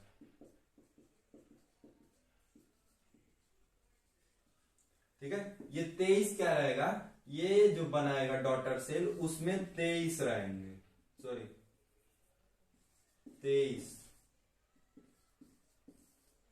क्यों, क्योंकि हम लोगों को पता है माइटोटिस जब डिवीजन होता है तो उसमें क्या होता है कि सेल का नंबर इक्वल होता है। सिग्निफिकेंस में तुम लोगों को बताए थे, क्रोमोसोम का नंबर इक्वल होता है। तो ये 23 का 23 रह जाएगा इसमें, और 23 का 23 इसमें भी ऐसे रहेगा 23 23। ठीक है, तो कितने सेल बन गए अंतिम में, अंतिम में तुम्हारे कितने बने, 4 सेल बने। ठीक है, और चारों जो सेल हैं वो तुम्हारे हैप्लॉइड ही बनेंगे हमेशा। क्यों बनेंगे, क्योंकि वो चारों को डिवाइड करके देख लो, 2 से कभी डिवाइड नहीं होगा, इसलिए चारों हैप्लॉइड सेल बनेंगे। ठीक है, और इसमें जो है मान लो मदर सेल में 46 क्रोमोसोम है, तो इसमें 23 मतलब उसके आधे क्रोमोसोम रहेंगे। अब इसका सिग्निफिकेंस देख लो तुम लोग। सिग्निफिकेंस इसका क्या क्या है, सबसे पहला है रिप्रोडक्शन। हम तुम लोगों को बताए थे कि रिप्रोडक्शन मतलब ये जो होता है मियोसिस कहाँ पे होता है, रिप्रोडक्टिव ऑर्गन्स में होता है। जैसे कि ओवरी में होता है, और फिर टेस्टिस में होता है, एंथर में होता है, और ओवरी में होता है। तो ये सब तुम लोगों को बताए थे। तो वहां पे क्यों होता है, अगर वहां पे होता है तो वो रिप्रोडक्शन में मदद जरूर करेगा। ठीक है, इसकी वजह से गैमीट का फॉर्मेशन होता है। गैमीट याद रखना वर्ड, गैमीट को हम लोग एक और चीज कहते हैं सेक्स सेल। ठीक है, सेकेंड चीज काम करता है maintenance of chromosome number constant, maintenance of chromosome number. अब तुम लोग कहोगे कि ये 46 था तो इसमें 23 बना, सॉरी 23 बना, तो कांस्टेंट कैसे रहा, कांस्टेंट कैसे रहा, कांस्टेंट ऐसे रहा। देखो कभी भी जब रिप्रोडक्टिव डिवीजन होगा तो मान लो 23 तुम्हारे मेल से आए, मेल से तो 23 तुम्हारे फीमेल से भी आएंगे। ठीक है, 23 फीमेल से और 23 मेल से जब इनका कनेक्शन होगा तभी ये एक बच्चा पैदा कर सकेंगे। और बच्चे में कितना होगा? 23 23 कितना होता है? 46 क्रोमोसोम। समझे? 46 क्रोमोसोम होगा। तो क्या हुआ? मदर सेल में 46 है तो डॉटर सेल में भी 46 ही होगा। तो इसीलिए मेंटेनेंस ऑफ क्रोमोसोम। अच्छा मान लो अगर ये 46 होता और ये भी 46 हो जाता और ये भी 46 इधर से, ये मान लो इसका मदर सेल है तो इससे 46 बन जाता, तो इन दोनों का जब कॉम्बिनेशन होता तो 46 प्लस 46 नहीं हो जाता? हाँ, 46 प्लस 46 नहीं हो जाता? तो कांस्टेंट कैसे रहता है? इसीलिए इसका 23 कर देते हैं और इसका भी 23। हम नहीं करते हैं, भगवान करते हैं। ठीक है। तीसरा क्या है? वेरिएशन। वेरिएशन कैसे होता है? क्रॉसिंग ओवर एक प्रोसेस है, क्रॉसिंग ओवर की वजह से वेरिएशन आते हैं। ठीक है। वेरिएशन कैसे आते हैं? क्रॉसिंग ओवर की वजह से। क्रॉसिंग ओवर के कब होता है? मान लो ये तुम्हारे सॉरी, ये बता रहा हूं।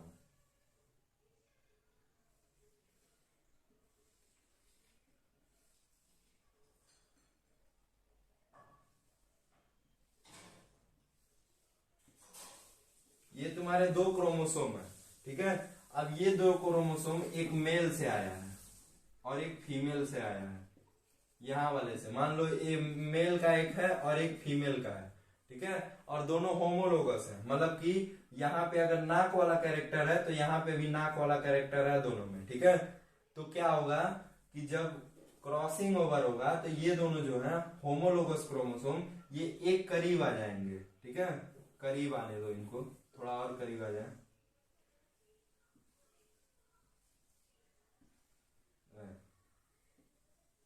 कुछ ज्यादा ही करीब आ गए। ठीक है। ठीक है। तो इन दोनों का देख रहे हो यहाँ पे ओवरलैप कर जा रहा है, ओवरलैप कर रहा है ना, तो इसको कहा जाता है चियास्मा। CHIASMA। ठीक है।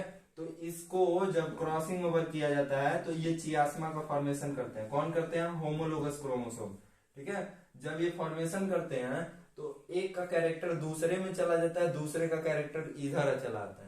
मान लो कभी कभी तुमको कहा जाता है कि तुम्हारा हाथ मम्मी के जैसे है और तुम्हारा शकल पापा के जैसे है, या फिर ऐसे भी करते हैं लोग, तुम्हारी जो शकल गई है वो पापा में गई है और तुम्हारा जो कैरेक्टर बर्ताव है वो तुम्हारी मम्मी में चला गया है। तो ऐसे ही होता है, कैरेक्टर का एक्सचेंज यहाँ से होता है क्रॉसिंग ओवर की वजह से।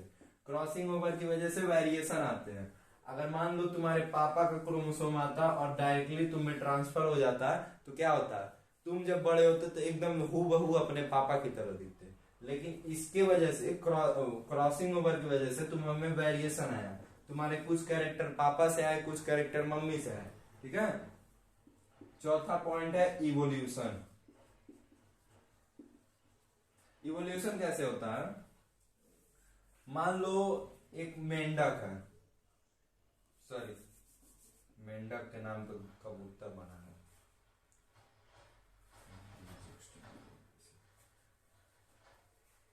कोई जानवर है, ये पता नहीं कौन सा जानवर है, बस है।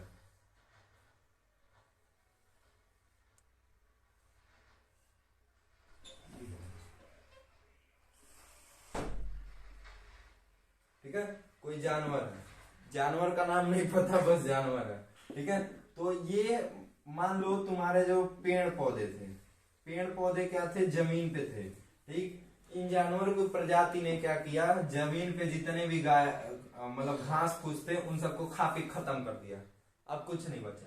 अब ये सब क्या करेंगे? भूखे मर जाएंगे? नहीं।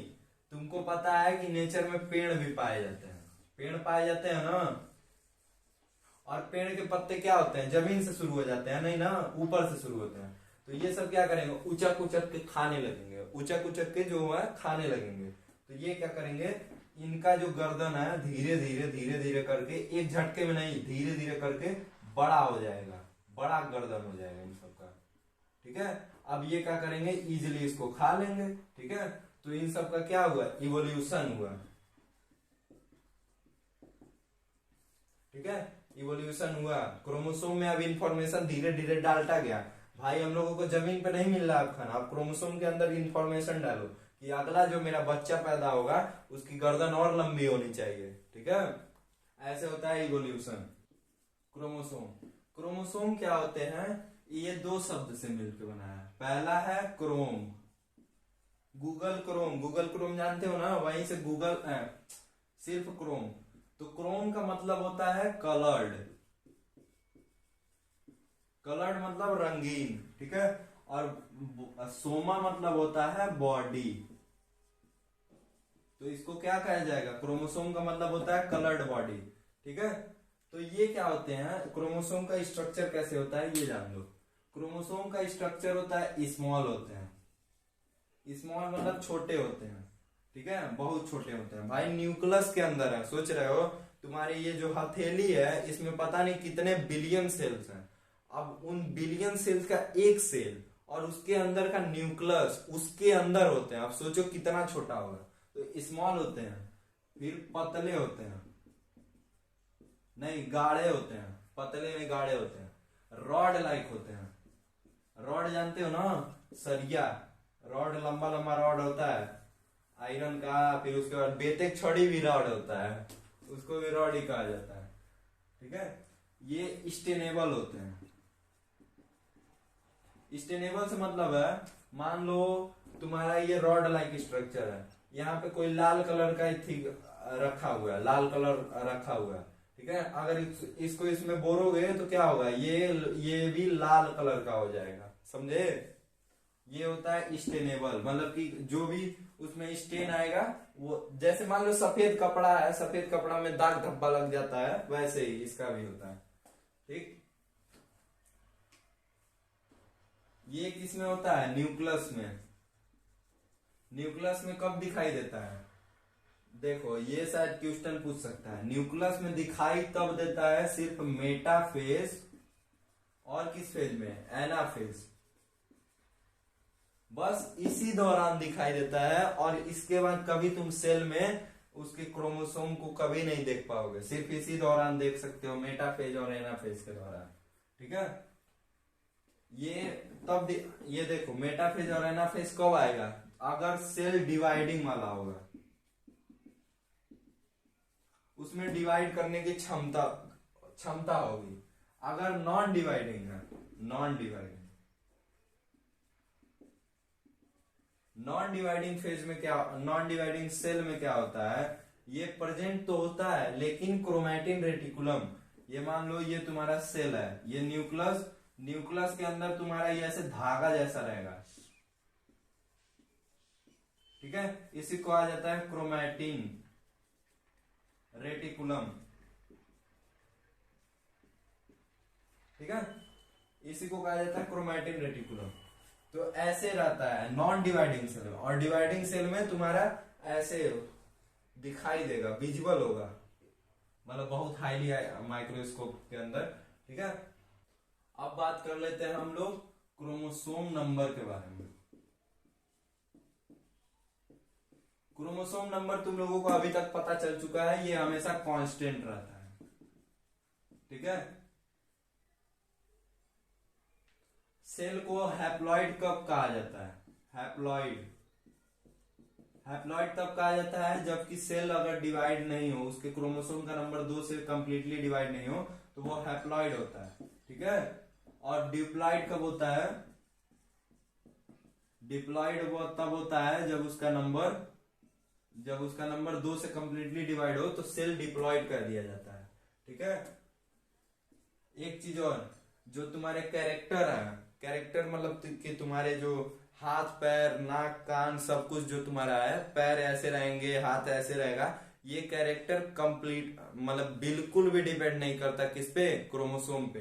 क्रोमोसोम अगर तुम्हारा 46 है और तुम कहते हो कि मेरे पास 4 पैर हैं, तो अगर तुम्हारे मान लो 23 अगर किसी 46 तो तुम्हारे में है, तो तुम कहते हो मेरे 4 पैर हैं, तो अगर मान लो किसी में 23 रहा तो तुम्हारी थियरी के हिसाब से तो उनमें 2 होने चाहिए, लेकिन ऐसा बिल्कुल भी गलत है, एकदम कंप्लीटली गलत है तुम्हारा इंफॉर्मेशन। इस पे 4 भी पैर हो सकते हैं और 44 पैर भी हो सकते हैं, completely independent of the chromosome number. ठीक है, और कॉम्प्लेक्सिटी जानते हो क्या होता है, कोई जानवर कॉम्प्लेक्स तब कहलाता है वो जब उसका साइज बहुत ह्यूज होता है, और कॉम्प्लेक्सिटी तब भी कहलाती है जब उसकी मतलब कि बहुत ज्यादा डिटेल होता है उसमें। डिटेल जानते हो? डिटेल मतलब कि एकदम पूरा डिजाइन, बारीकी से डिजाइन, समझ रहे हो? तो उसको कॉम्प्लेक्सिटी। वो बिल्कुल भी डिपेंडेंट नहीं होता है क्रोमोसोम नंबर पे। दो चीजें नहीं डिपेंडेंट होती हैं, पहला कैरेक्टर और दूसरा कॉम्प्लेक्सिटी, कंप्लीटली इंडिपेंडेंट होती है। लेकिन डिपेंडेंट होती हैं, किस पे होती हैं? जीन्स पे। जीन्स पे। जीन्स क्या होते हैं? ये मान लो तुम्हारा क्रोमोसोम है, तो क्रोमोसोम के अंदर तुम्हारा क्या प्रेजेंट है? डीएनए। डीएनए में तुम्हारा इंफॉर्मेशन होता है कि तुम्हारे कैरेक्टर कैसे रहेगा, तुम्हारी कॉम्प्लेक्सिटी कैसे रहेगी, इस पे डिपेंडेंट होता है। डीएनए में क्या होते हैं? तुम्हारे जीन्स। जीन्स पे कंप्लीटली डिपेंडेंट होता है। ठीक है। स्ट्रक्चर। स्ट्रक्चर कैसा होता है? ये मान लो, देखो पेपर में तुम 8 बना दोगे खूब बड़ा सा ना, वो तुम्हारा क्रोमोसोम हो जाएगा। ठीक है। क्रोमोसोम में क्या होते हैं? 2 रॉड का क्रोमैटिड्स। 2 रॉड्स होते हैं तुम्हारे, क्रोमैटिड्स कहलाते हैं। देखो इस टाइम जो है ये सिंगल है, ये डिवाइड नहीं हुआ है। जब ये डिवाइड होगा तो कुछ ऐसा दिखेगा। ठीक है। तो 2 रॉड लाइक स्ट्रक्चर हो जाएंगे ये। 2 रॉड लाइक स्ट्रक्चर, कुछ गड़बड़ा रहा है।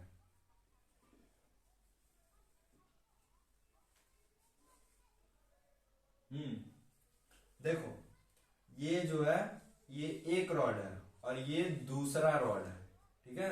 ये मान लो तुम्हारा एक रॉड है और ये दूसरा रॉड है, तो 2 रॉड लाइक स्ट्रक्चर होते हैं इसमें।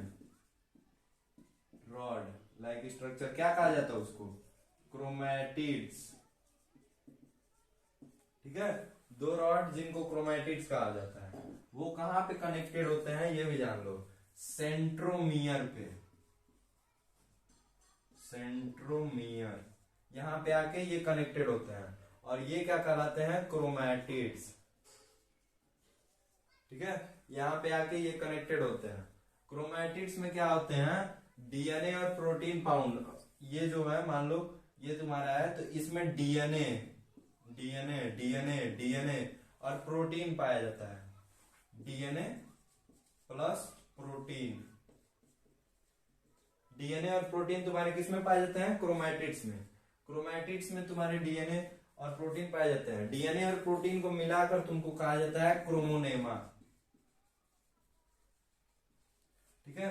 यहां पे लिख लो कनेक्टेड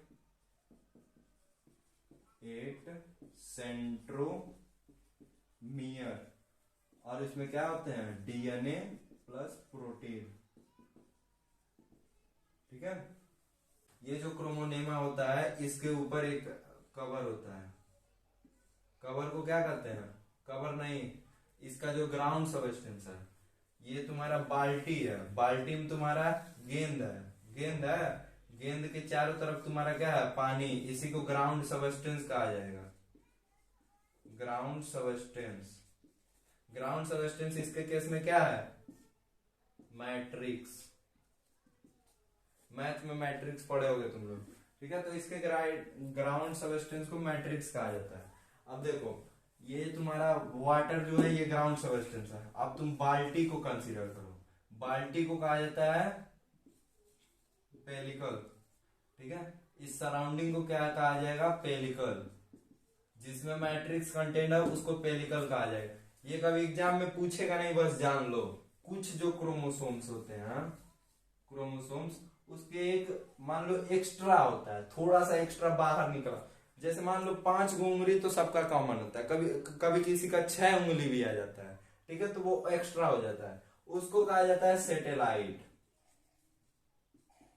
सेटेलाइट कर दिया जाता है। और इस क्रोमोसोम को जिसमें सेटेलाइट फाउंड होता है उसको कहा जाता है एसेटी क्रोमोसोम। ठीक है। अब देखो ये जो तुम्हारा क्रोमोसोम है इसका एक ये मान लो, ये डिलीट करो, ये इसका टर्मिनल रीजन, मतलब एकदम ऊपर का रीजन ये तुम्हारा हेड का रीजन और सबसे नीचे पांव का रीजन। ठीक है। इन दोनों को कहा जाएगा तुम्हारा टर्मिनल रीजन। जहां पे तुम्हारा टर्मिनेट हो रहा है,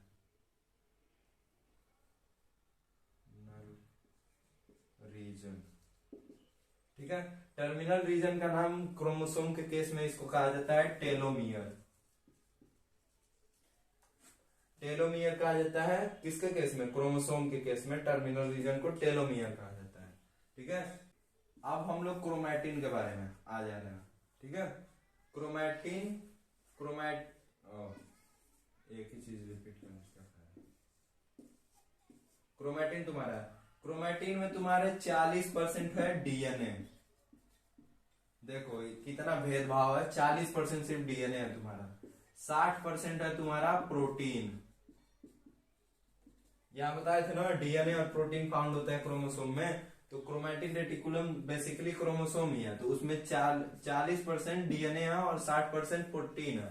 ठीक है, तो अब देखो इसका फॉर्मेशन कैसे होता है ये भी जान लो। ये मान लो तुम्हारे प्रोटीन के मॉलिक्यूल्स हैं, 8 प्रोटीन के मॉलिक्यूल्स, ये ओवरलैप कर रहे हैं एक दूसरे को। ओवरलैप जानते हो, एक एक एक तुम्हारा है, एक तुम्हारा प्रोटीन है, फिर उसके ऊपर एक और रह गया, उसी को कहा दिया जाएगा ओवरलैपिंग। एक है, एक के ऊपर एक और, ठीक है, तो उसी को ओवरलैपिंग कहा जाता है। तो ये वैसे ही प्रेजेंट है। ठीक है, अब क्या करता है, डीएनए का एक स्ट्रिंग आएगा और इन सबको ऐसे लपेट लेगा पूरा। ठीक है, इस लपेटे को कहते हैं हम लोग न्यूक्लियोसोम। इस लपेटे को हम लोग क्या कहेंगे? न्यूक्लियोसोम। ठीक है, कितने मॉलिक्यूल्स होते हैं? 8 डीएनए, 8 प्रोटीन। प्रोटीन का नाम भी है हिस्टामाइन। ठीक है, 8 प्रोटीन हिस्टामाइन के चारों तरफ क्या लपेटा होता है? डीएनए। डीएनए का एक स्ट्रिंग।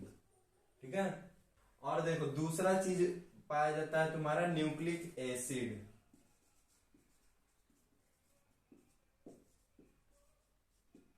ये सब तुम्हारा किसका पार्ट है? पूरा का पूरा तुम्हारा डीएनए का पार्ट है। न्यूक्लिक एसिड तुम्हारे कौन से होते हैं? एक होता है डीएनए, ये तुम जानते हो डीएनए, लेकिन कुछ कुछ क्रोमोसोम में क्या होता है? आरएनए भी होता है। देखो डीएनए का काम होता है जेनेटिक मटेरियल कैरी करना, जैसे तुम्हारा कैसा रहेगा हाथ, कैसा रहेगा पांव, कैसा रहेगा गोड़। ठीक है, और आरएनए का काम होता है प्रोटीन सिंथेसिस, प्रोटीन बनाना। प्रोटीन बनाने का काम करता है आरएनए। ठीक है, डीएनए या फिर आरएनए तुम्हारे 3 चीजों से मिलकर बने होते हैं। पेंटोस सुगर, दूसरा होता है तुम्हारा नाइट्रोजीनस बेसिस, और तीसरा होता है फॉस्फेट ग्रुप। एग्जाम में बहुत पूछता है, याद रखना। ठीक है, इसका फॉर्मेशन कैसे होता है ये देख लो। पेंटोस सुगर, अगर तुम अपने घर को बना दोगे उसका सिंपल डिजाइन, तो वही पेंटोस सुगर होता है। पेंटोस सुगर के हर एक जो बॉन्डिंग है उस पर कार्बन प्रेजेंट होता है। ये सब जानने की जरूरत नहीं है, बस इतना जान लो पेंटोस सुगर होता है। फिर उसके बाद तुम्हारे नाइट्रोजेनस बेसिस होते हैं। यहाँ पे तुम्हारे सही लिखा है ना? हाँ सही है लिखा। ठीक है, यहाँ पे तुम्हारे नाइट्रोजीनस बेसिस तुम्हारे यहाँ पे प्रेजेंट होते हैं, और जो तुम्हारा फॉस्फेट ग्रुप है वो यहाँ पे।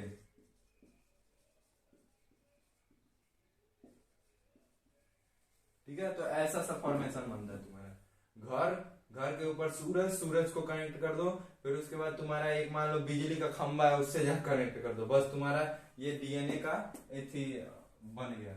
नहीं, हाँ डीएनए का बन गया। डीएनए का स्ट्रक्चर कैसा होता है? ये लार्ज होता है, खूब लंबा सा होता है, फिर सिंगल मॉलिक्यूल होता है। सिंगल मॉलिक्यूल जानते हो? ये मान लो अभी तुम ऑर्गेनिक केमिस्ट्री शायद पढ़ रहे होगे, सी सी सी सी खूब लंबा सा जाएगा, सी सी सी सी। ठीक है, तो इसी को खूब लंबा सा सिंगल मॉलिक्यूल, एक ही मॉलिक्यूल है लेकिन बहुत लंबा है।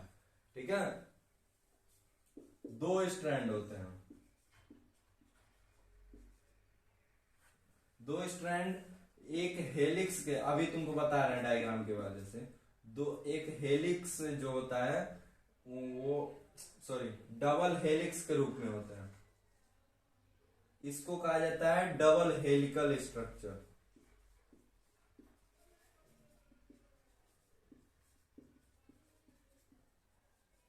डबल हेलिकल स्ट्रक्चर कैसे होता है? ये एक्सिस बना लो पहले।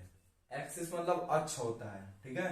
अब इसके पैरेलल से तुम एक इथी लेके आओ, सांप लेके आओ, ठीक है। अब देखो,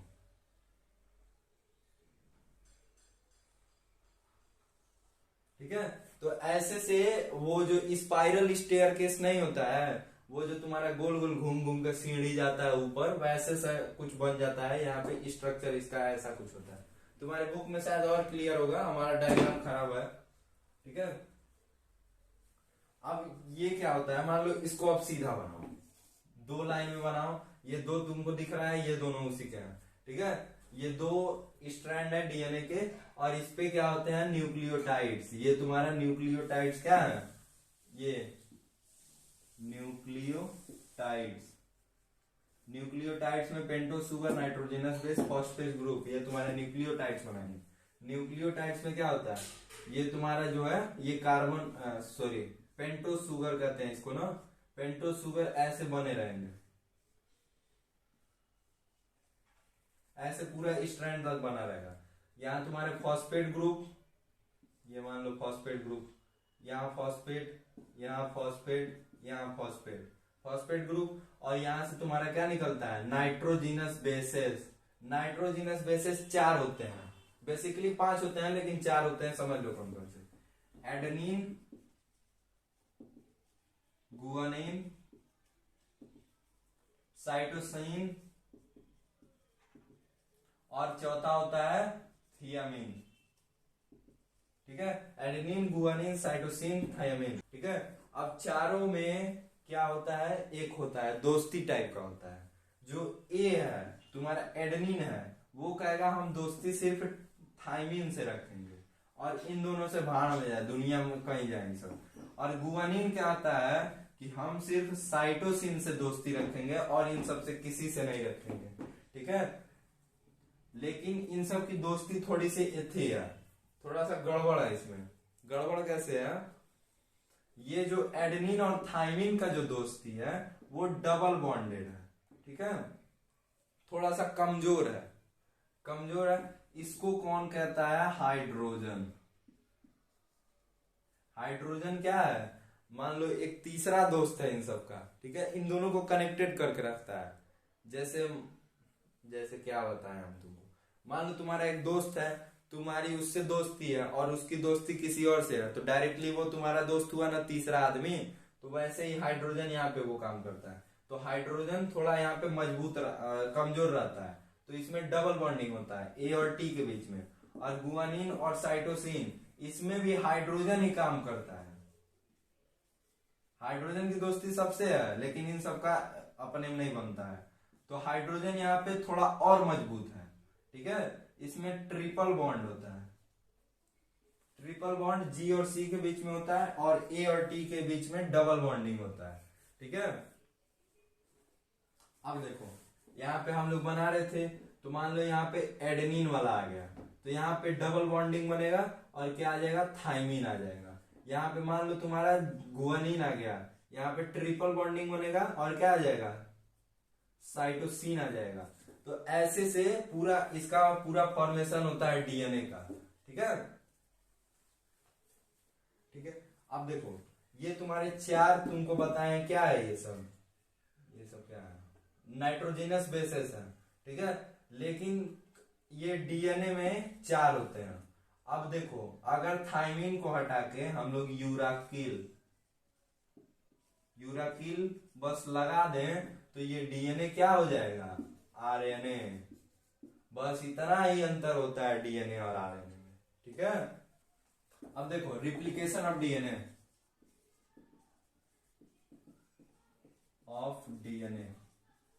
रिप्लिकेशन मतलब डुप्लीकेट कैसे होता है, ठीक है। तो ये तुम्हारा मान लो ऐसे बना हुआ है, ये तुम्हारा डीएनए है। डीएनए क्या करेगा, एक तरफ से चिरिया जाएगा, चिरियाना जानते हो ना, ऐसे हो जाएगा, ये और ये वाला भी ऐसे ही आएगा। ठीक है, तो ये क्या होगा, खुल गया, यहाँ पे बंद था, बंद अब खुल गया, तो यहां से एक और नया बनना शुरू हो जाएगा। ठीक है, तो ऐसे बनता जाएगा, मतलब ये डुप्लीकेशन ऑफ डीएनए कैसे होता है ये बता रहे हैं हम। ठीक है, यहां से एक नया चेन फॉर्म होना शुरू हो जाएगा, ये खुल गया फिर चेन फॉर्म होना शुरू हो गया। अब ऐसे ऐसे करते करते क्या होगा, अंतिम में ऐसे हो जाएगा।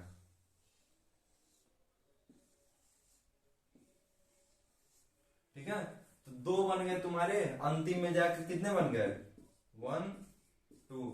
शुरुआत में कितने थे, 1, यहां भी कितने है, 1 है, अंतिम में जाकर 2 बन गए। इसी को कहा जाता है रिप्लिकेशन ऑफ डीएनए। अब जीन्स के बारे में देखो। ठीक है, जीन्स क्या होते हैं, डीएनए के स्पेसिफिक पार्ट पे प्रेजेंट, डीएनए नहीं, क्रोमोसोम के स्पेसिफिक पार्ट पे प्रेजेंट होते हैं। ये मान लो अगर तुम्हारा क्रोमोसोम है तो यहाँ के स्पेसिफिक पार्ट पे तुम्हारे क्या होंगे, जीन्स प्रेजेंट होंगे, जीन्स जीन्स प्रेजेंट होंगे। ठीक है, ये किससे बने होते हैं, डीएनए से बने होते हैं, डीएनए से बने होते हैं।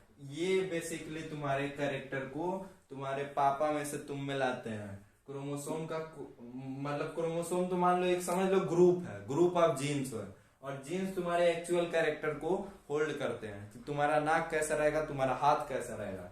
ठीक है, कभी भी लिखना कि तुम्हारे कैरेक्टर कहां से आते हैं तो तुम लिखना जीन्स, ना कि डीएनए। डीएनए तो कंपोजिशन है। ठीक है, फंक्शन ऑफ क्रोमोसोम,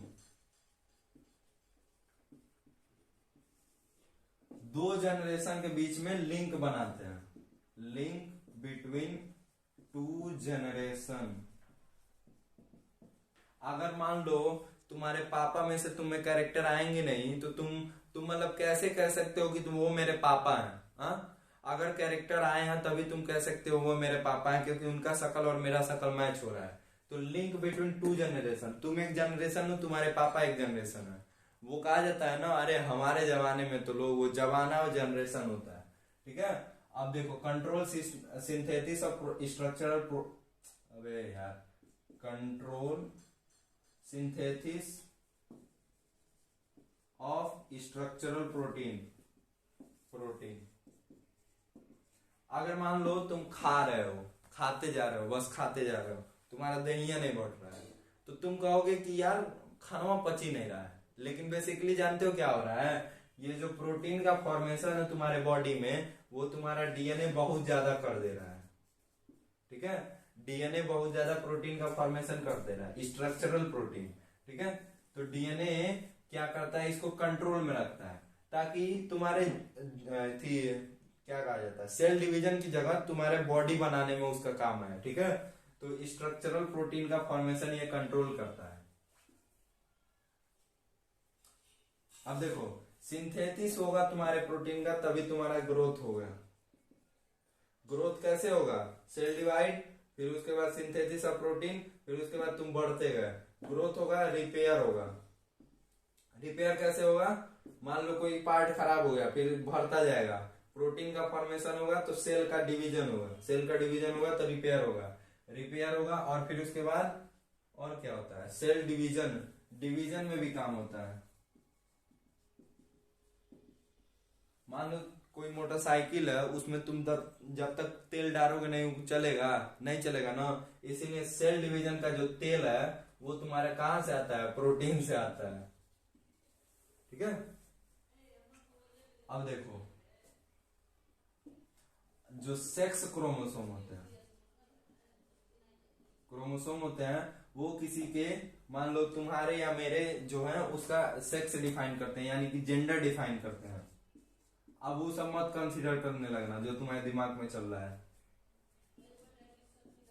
ठीक है, define sex of an individual कैसे, एक्स एक्स और एक्स वाई के बारे में सुने हो ना, ये मेल नहीं फीमेल होता है और ये मेल होता है, ये तुम्हारे सेक्स क्रोमोसोम है, और ये तुमको डिफाइन करते हैं तुम आदमी हो कि औरत हो या फिर वो हो।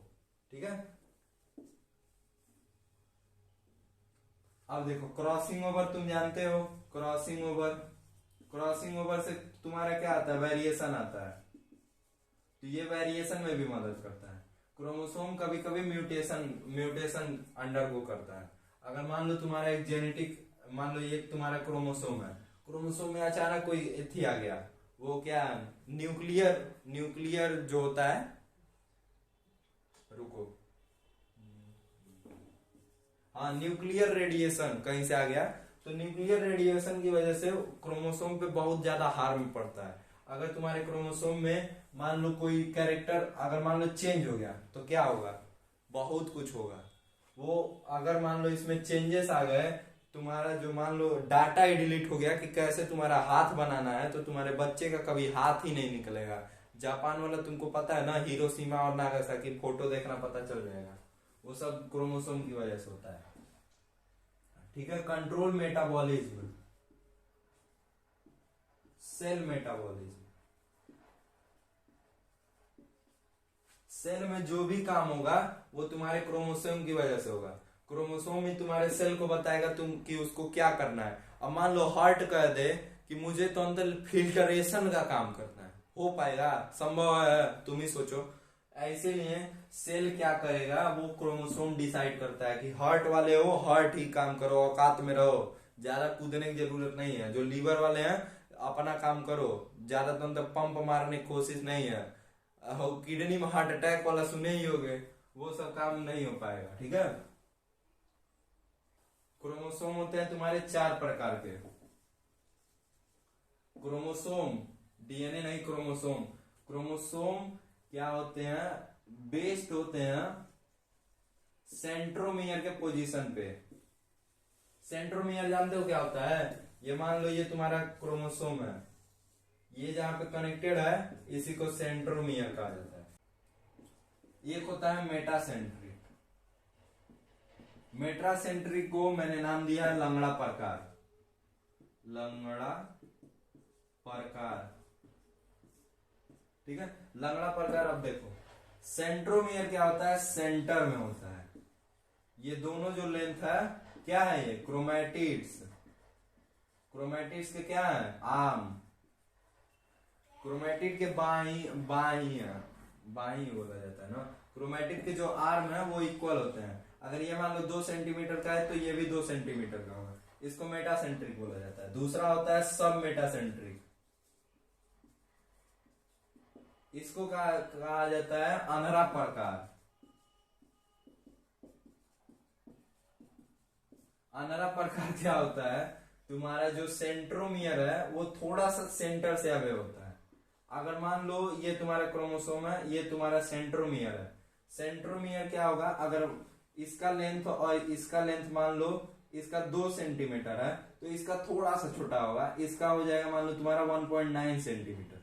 ठीक है, तो इसमें दोनों आर्म्स में थोड़ा सा डिफरेंस रहता है, और जो तुम्हारा सेंट्रोमियर है वो थोड़ा सा सेंटर से अवे रहता है। ठीक है, तीसरा होता है एक्रोसेंट्रिक। एक्रोसेंट्रिक को मैंने नाम दिया बहरा प्रकार। बहरा प्रकार क्या होता है, एक आर्म जो होता है ये ऐसे होता है, ये देखो एक आर्म जो है वो बड़ा है, मान लो ये 5 सेंटीमीटर है तो ये सिर्फ 1 सेंटीमीटर रहेगा, मतलब वैसे ही बता रहा हूं। और जो तुम्हारा ये सेंट्रोमियर है वो एकदम तो अंदर अवे रहेगा फ्रॉम द सेंटर और near to the terminal end, terminal end के करीब रहेगा, तो उसको एक्रोसेंट्रिक कहा जाता है। चौथा है तो होता है तुम्हारा क्या होता है भाई, टेलोसेंट्रिक।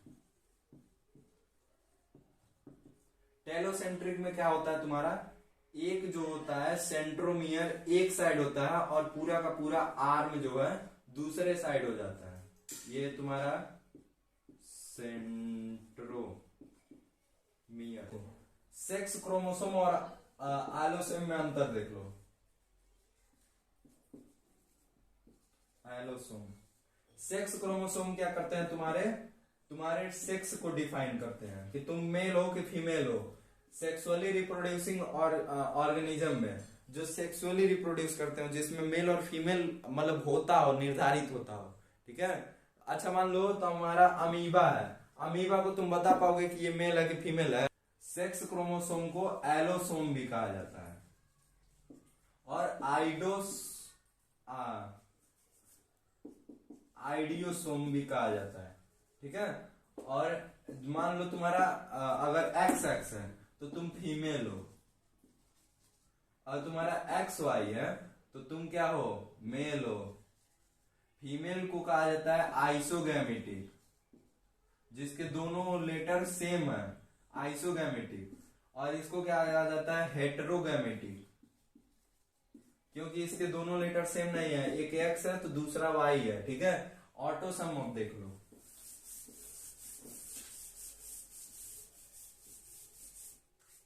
देखो सेक्स क्रोमोसोम तुम्हारे सेक्स को डिफाइन करती है।